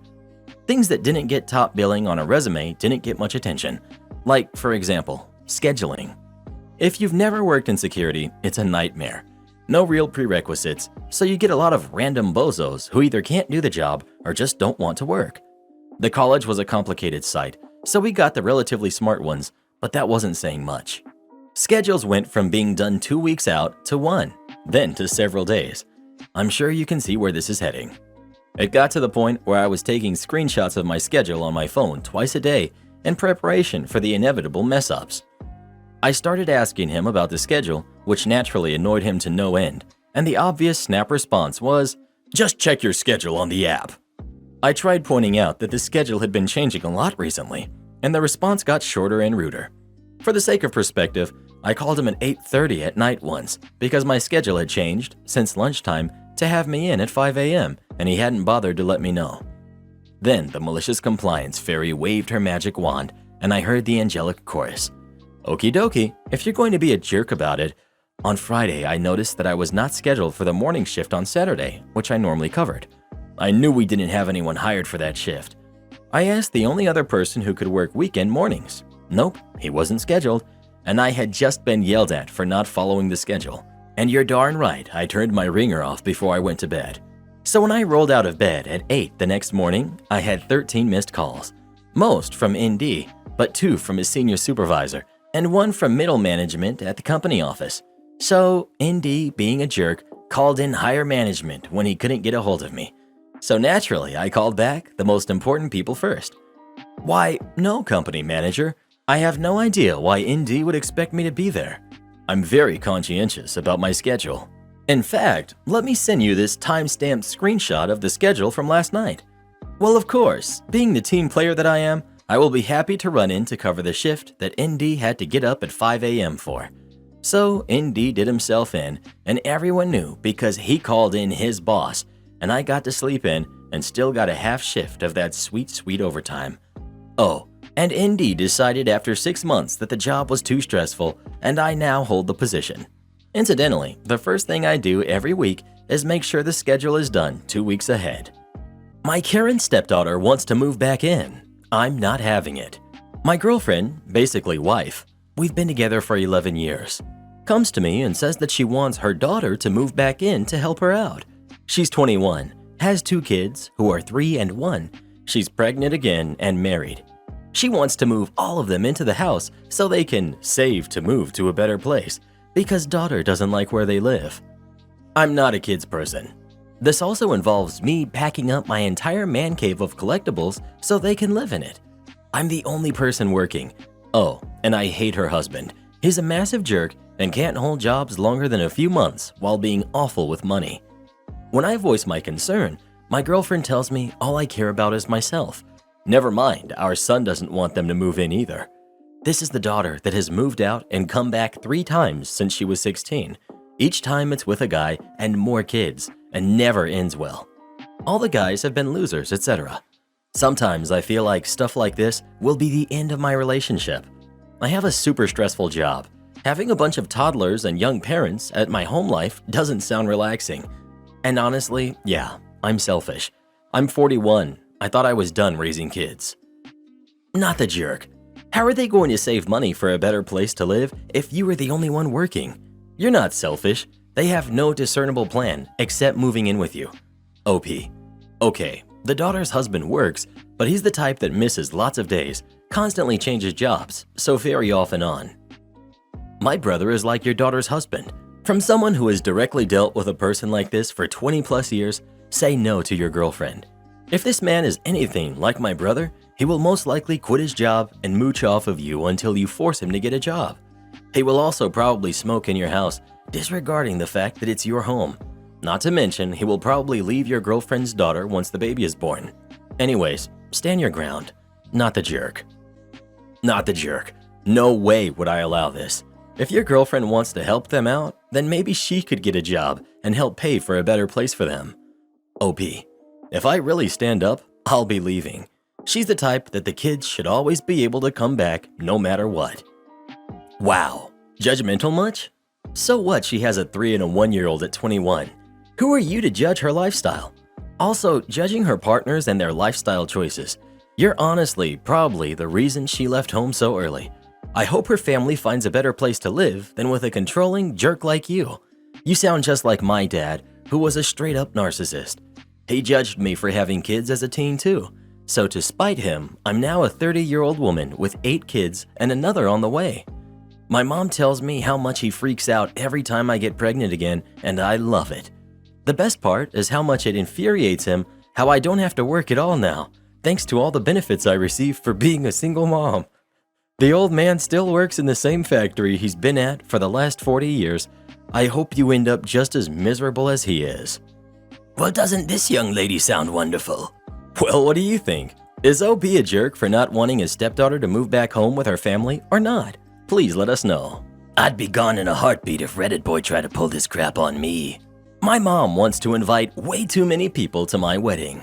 From the mom who got a bigger wedding ring because she was jealous of her daughter's engagement ring, I bring you the next installment of Entitled Mothering. My fiance and I have decided to have a small wedding. I say this with quotes because I am Indian and Hindu weddings are usually 300 plus people and last 4 to 5 days. My fiance is American and I am American born and raised. However, I am the first cousin to marry on my mom and dad's side, and it's becoming apparent they don't even want to be in the same building. They're divorced and can't stand each other, but that's another story, I guess. Anyways, when we first got engaged, our limit was 150 people. I was already pushing my fiance because he was dead set on 100, but I knew that was going to be impossible, so I convinced him to raise to 150. Once we told my mom that number, she about spat out her drink. Is that a hard number? We tried to say yes. Over the first 4 months of us being engaged, we started talking, and mom was paying for the catering over our heads. If I'm paying for the food, then why does it matter how many people I invite? That's how it started. We fought every time we talked about it, and I told my fiance to please raise again to 175 to allow my mom to invite her people and I could have some peace. Save the dates have come in, and mom and I finally talk about the list. I already had her down for 60. Names including some of her friends and distant family I hadn't seen for years. This already was more than I had wanted, but I thought she would be happy. As we go through the list, she adds a cousin and wife here, and an auntie and husband there. Final number was 125 people, guys. My fiance and I had 110 people, and I start panicking and telling her to stop adding more people. She goes on a full rant about how I'm the selfish one who wanted to have a wedding that wasn't a destination or get eloped, so I didn't have to invite all these people. What? So just because I won't invite an extra 60 family members I don't even know the names of, we didn't deserve a wedding to celebrate with our closest loved ones? The amount of times I've heard, "Can we change the venue?" Or, "Well, it's your fault for choosing too small of a venue." Instead of just respecting our wishes, she's trying to find any loophole to allow more and more people to come or just to insult me until I feel bad enough to let it slide. I also made the mistake of making my sister maid of honor because she basically just backs everything mom says and won't stand up for me at all. Well, I'm not giving her any physical copies, and that's the only way I am hopefully able to control who these get sent to. I don't know. It's been kind of a nightmare with her, and it's really putting a damper on our relationship. Just wanted to vent. Your mom is paying for the food. She's going to feel entitled as long as you allow her to be involved. It's an unfortunate and vicious circle. If you want to limit involvement from your mom, take over the catering cost and limit the guest list to what you can afford using your guest list first. Aren't big weddings wonderful? You get to spend thousands of dollars throwing a huge party for people who you probably don't even care to see. I guess it's my business now. I've wanted to post this tale here for a long time. I've started to post it many times, walking away from the computer and giving up each time. Note that like many tales here, many trivial to the story details have been changed. What is important to note is that the way my industry runs is essentially via monthly service contracts with clients. There are three major players in this story.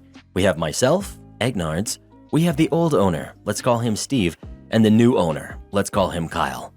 Act 1. Do what you love. As an aimless teenager, I started working for a small business owned by Steve. It turns out I really enjoyed what I did, so slowly over time, my life plan shifted to make sure I could continue to work for Steve for the long term. This included transferring to a local college, and because the business was predominantly run on part-time hours, making sure that any other jobs I had never conflicted with the hours I was expected to work for Steve. Steve was flawed, but overall a good boss who mostly looked out for me. I certainly think over the years he had taken advantage of me in small ways, but looking back, I really have no complaints. The thing is that while when I started working for Steve, the business name recognition was always directed towards Steve. Over the years, it eventually became, go to Engards, he's the best. This got to the point where I do indeed truly believe that if I did not end up working for Steve, it's very likely his business would have been nowhere near as successful as it eventually became. As years went on, it was heavily implied that when Steve retired, the business would go to me. It was never specifically stated, but Steve did have a way about skirting around those types of issues and giving me hope. Act 2. Enter Kyle. About 3 years before lockdown, Steve decided to retire and sell his business. He did indeed fulfill his promise by making a half-asserted attempt to sell it to me at an unreasonable price, but it was very clear he already had another buyer in mind, Kyle. Kyle owned another local business just outside of our market area in the same industry. Because of the way the industry worked, there really wasn't much, if any, overlap in potential customers. But Kyle had a very large amount of money and was willing to buy. What is important to note here is that, again, I do truly believe that if I didn't play ball and agree to work for Kyle, my role was so integral to operation at our business that there was no possible way a sale could go through.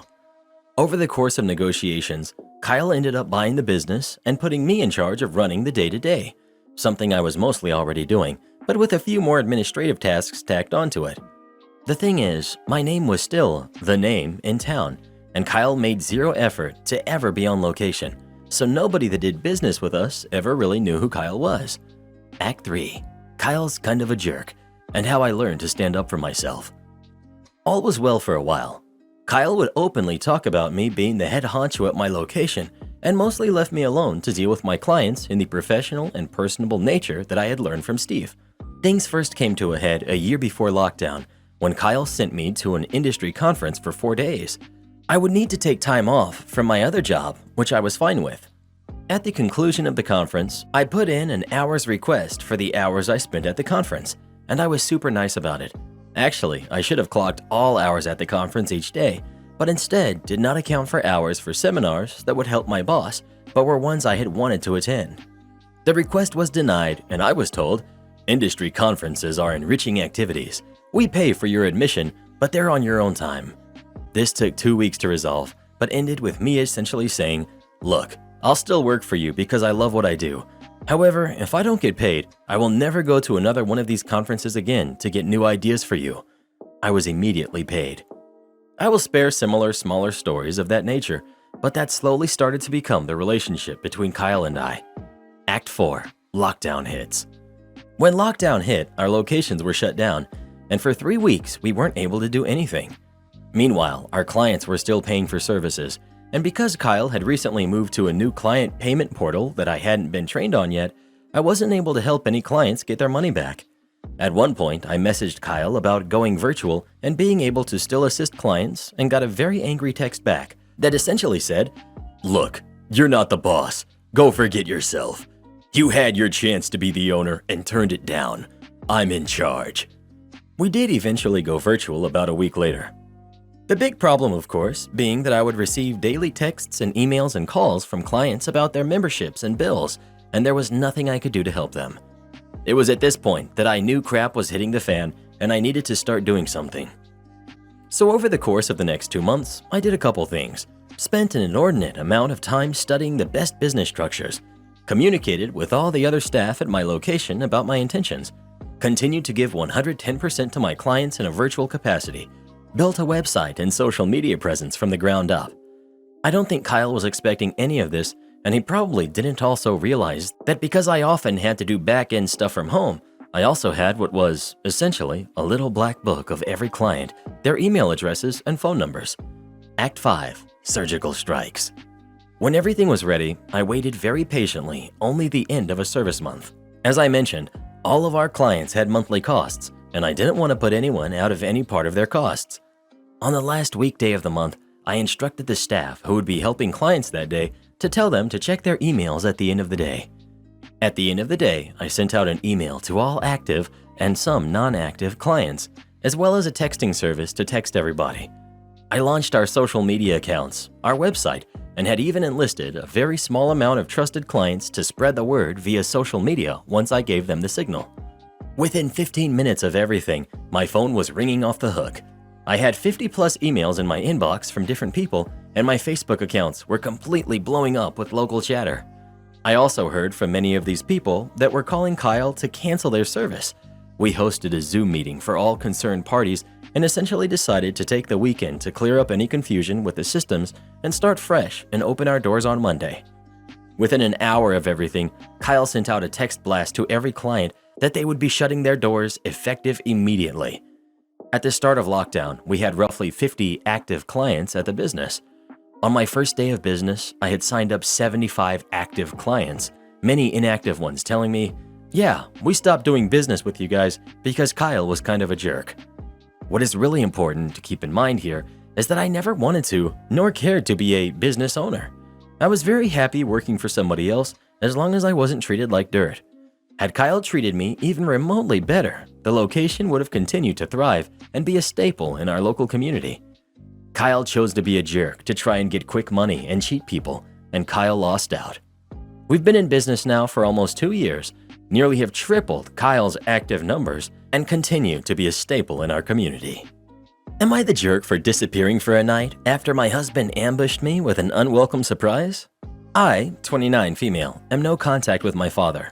We had a really good relationship when I was a kid, but he cheated on my mother, who already had some mental health issues, and was caught in a pretty bad way. The aftermath was horrible. Let's just leave it at that. I had just started college at the time, and basically my whole life fell apart within about a week. My father tried to justify it, and I told him that the options were A, immediately break up with the woman he cheated with and go to therapy with me to find out if I could ever forgive him, or B, get out of my life. He picked A, but didn't actually break up with her. I found out because I expected that, and she sucks at covering her tracks, so I haven't spoken to him in a decade, and he's essentially dead to me. I miss the dad I had in childhood sometimes, but otherwise, I don't regret cutting him off. My older brothers also cut him off shortly after, though one is back in low contact to a degree.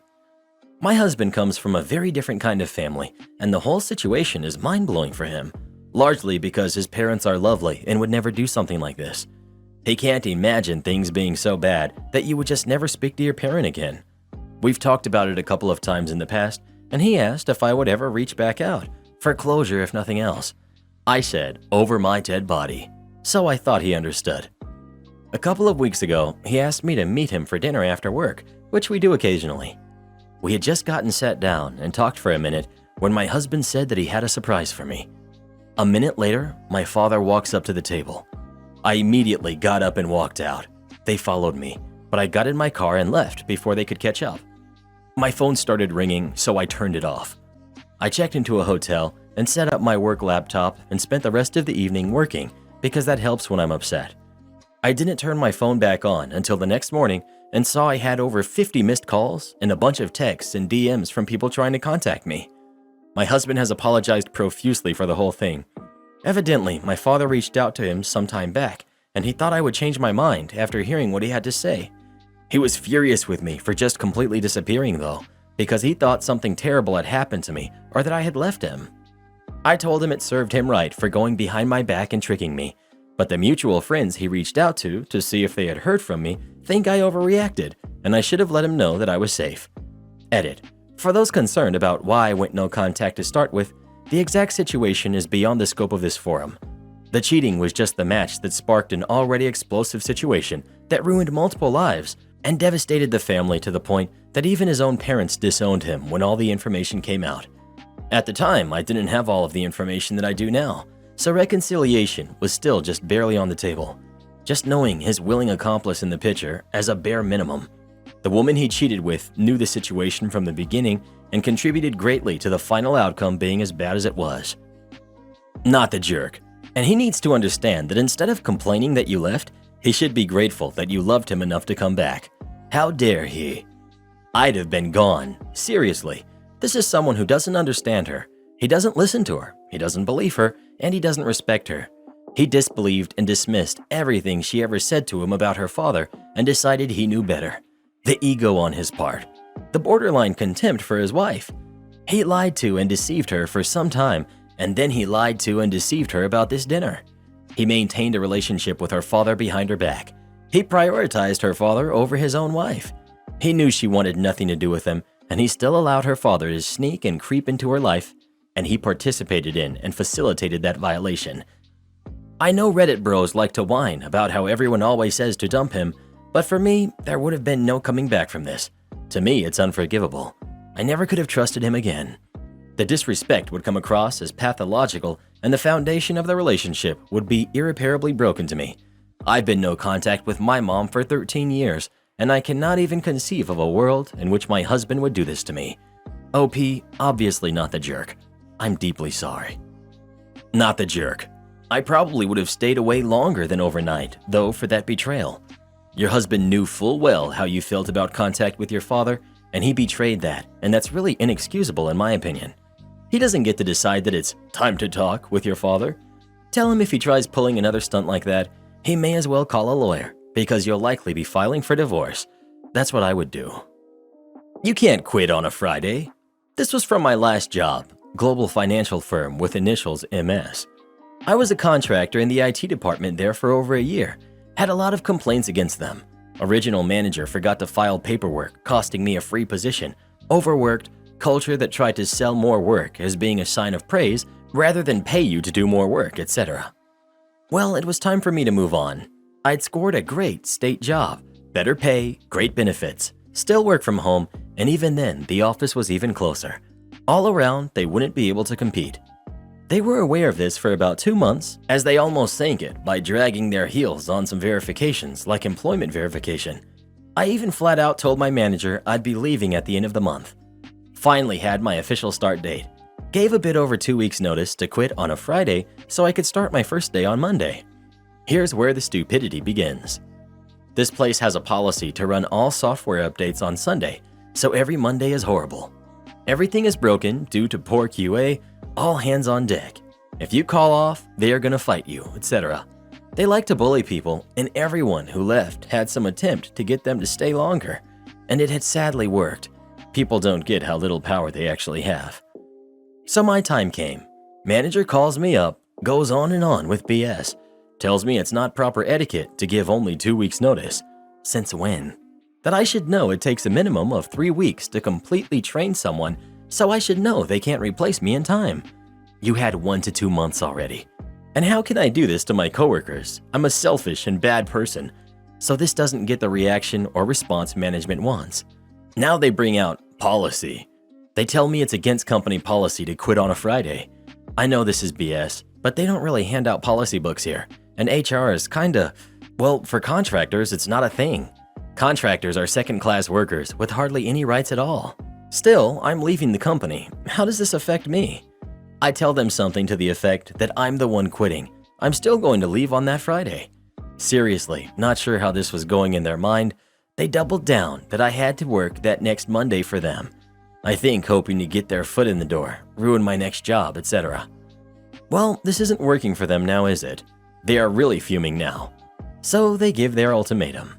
If I won't work that Monday, then I am to sign out and not clock back in until I have changed my mind. They're looking smug. They're effectively threatening to fire me early, making me lose out on money and stuff. They know we don't have paid time off. Well, I also have no care at this point. My finances are fine. My new job I need a full suit for. I guess I earned myself an unpaid vacation. I log out. They keep looking smug. Leave me with another, remember, don't clock in until you've decided to be reasonable. The next day, I don't log in. A few hours later, I get a call screaming about how I'm late and I've caused so many problems. I cut them off, saying I'm still not coming in Monday, so per our meeting, I'm not going to clock in. Silence. They ask if I'm serious. I ask if they were serious yesterday. They call me a fool and tell me to just come in on Monday like they asked me to. They then wait a moment and ask if I'm going to grow up and come back in.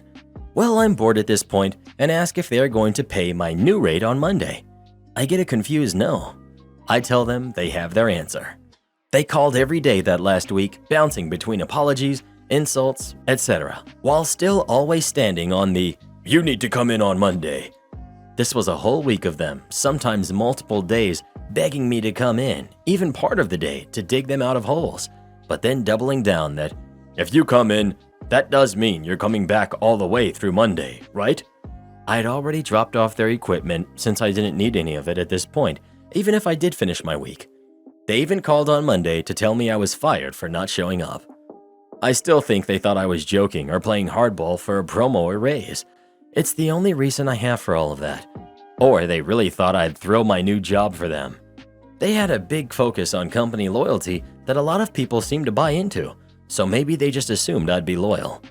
I did hear my old manager had to fill in for me as they couldn't get anyone to do my shift and my jobs, and that now, months later, my manager and several others quit as everything is buckling. They promised more than they could deliver and drove off experienced imps like me. Am I the jerk for getting offended at my husband's suggestion I only take 2 weeks of maternity leave?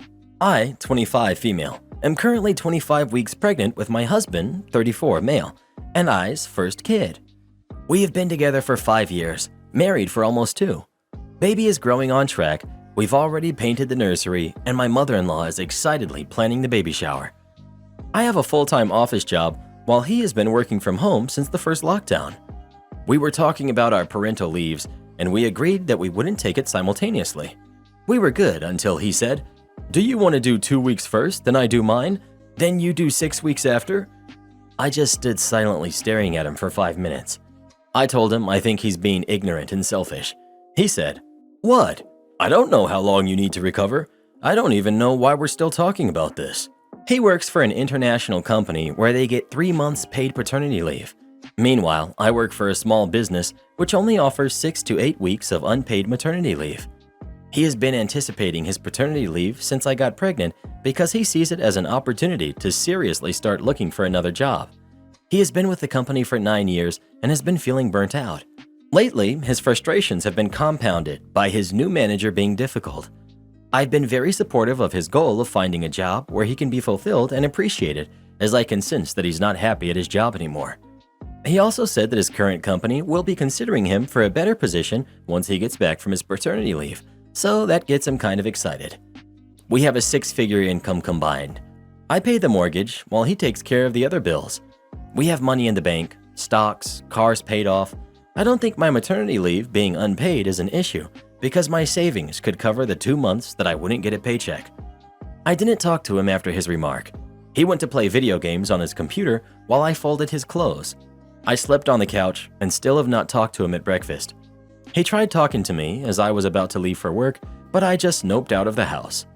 I am upset that he doesn't think that I deserve to get some downtime after giving birth to recover and spend time with our kid. I feel like he thinks growing an entire human being inside your body and then having to push that baby out is not a big deal. Maybe because I never complain about anything.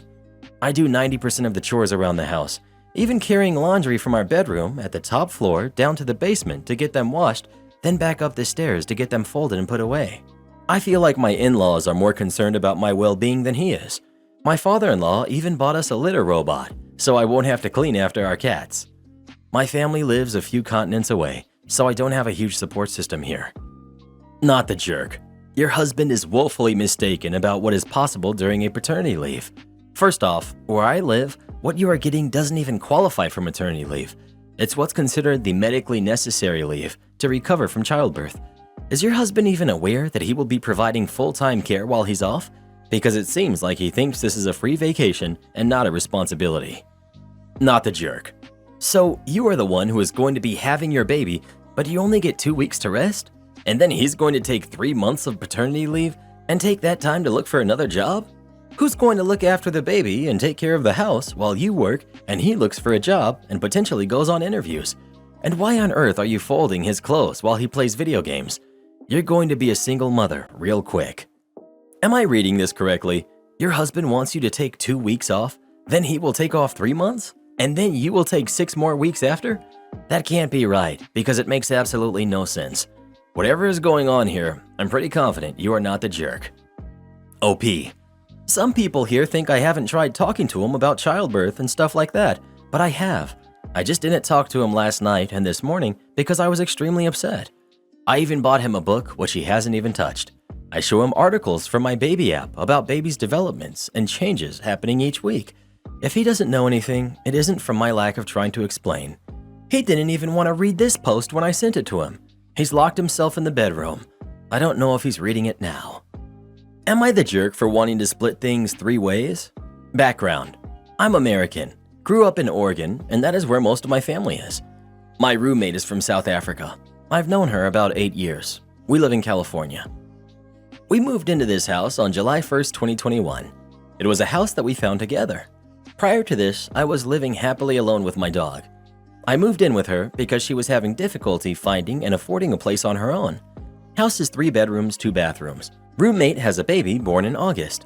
She keeps baby's crib in her room, but uses the 3rd room for some baby things. We decided when we moved in that we would keep that 3rd room open as a guest room.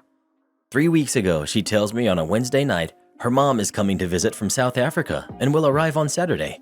When I asked how long she was staying, she first said that she would be here 3 weeks, but might extend her trip a little. When I told her my brother was supposed to be here for a visit at the end of March, 7 weeks away at the time, she answered that her mom will still be here then. I ask again how long her mom is staying, and she flips out on me, gives me a lot of reasons why she needs her mom here, calls me selfish for even asking, but never answers the question of how long she's staying. Now that my roommate's mom has been here for a few weeks, it is very clear that they plan for the visit to last 4 to 6 months. For example, I've overheard them talking about many things they will be doing this summer. Another example is, the mom told me how she brought 4.5 months supply of her prescription medication and will have to figure out how to refill it here after it runs out. These are just a few examples. There have been many things. I was okay with a 3 to 4 week visit only because her mom was coming from a far away out of the country. I'm not okay with a 4 to 6 month visit. I never wanted to live with 3 adults in this house. In fact, it was something we discussed before moving in when we decided to keep the 3rd bedroom as a guest room. After giving it some thought, I decided to tell my roommate that while she has another adult living here full-time, taking up the 3rd bedroom, it's not fair for me to be paying half of the rent and utilities. I proposed that we split things 3 ways while she is here for the next several months. They both flipped out at this suggestion, saying that wasn't the agreement when we moved in together. They called me all kinds of names, basically saying I'm a horrible person. When I brought up how now I can't have any visitors or have my family visit, they both said that because my family is just from Oregon and I was able to see them at Christmas, that I basically don't need or deserve to have my family visits. That because her mom came from far away and they hadn't seen each other in 3 years because of lockdown, that they deserve to spend time together more than I deserve to see my family. Basically, that I can see them another time. Forget them, not the jerk. There's no way I would agree to live with someone's parent for 4 to 6 months, let alone without financial contribution. You asking for financial contribution is more than fair, and to be honest, I'd be looking to involve the landlord or moving out. My flatmate's mom visited for 3 weeks. They had trips away planned, etc. It was so stressful, I basically moved out the last week or two and stayed with friends while her mom overwatered all my cacti, never to be recovered. No way could I live with someone else's mom for 4 to 6 months. 2 to 3 weeks is pushing it. She needs to move on. She flat out lied to you about the times. Not the jerk. 4 to 6 months is no longer a visitor. That's solid grounds for your new roommate to cough up 1/3 of the rent. Support our channel by joining as a member today, and we'll give you a shout out in our next video. Or come watch this video next. You won't believe what Karen does in that one.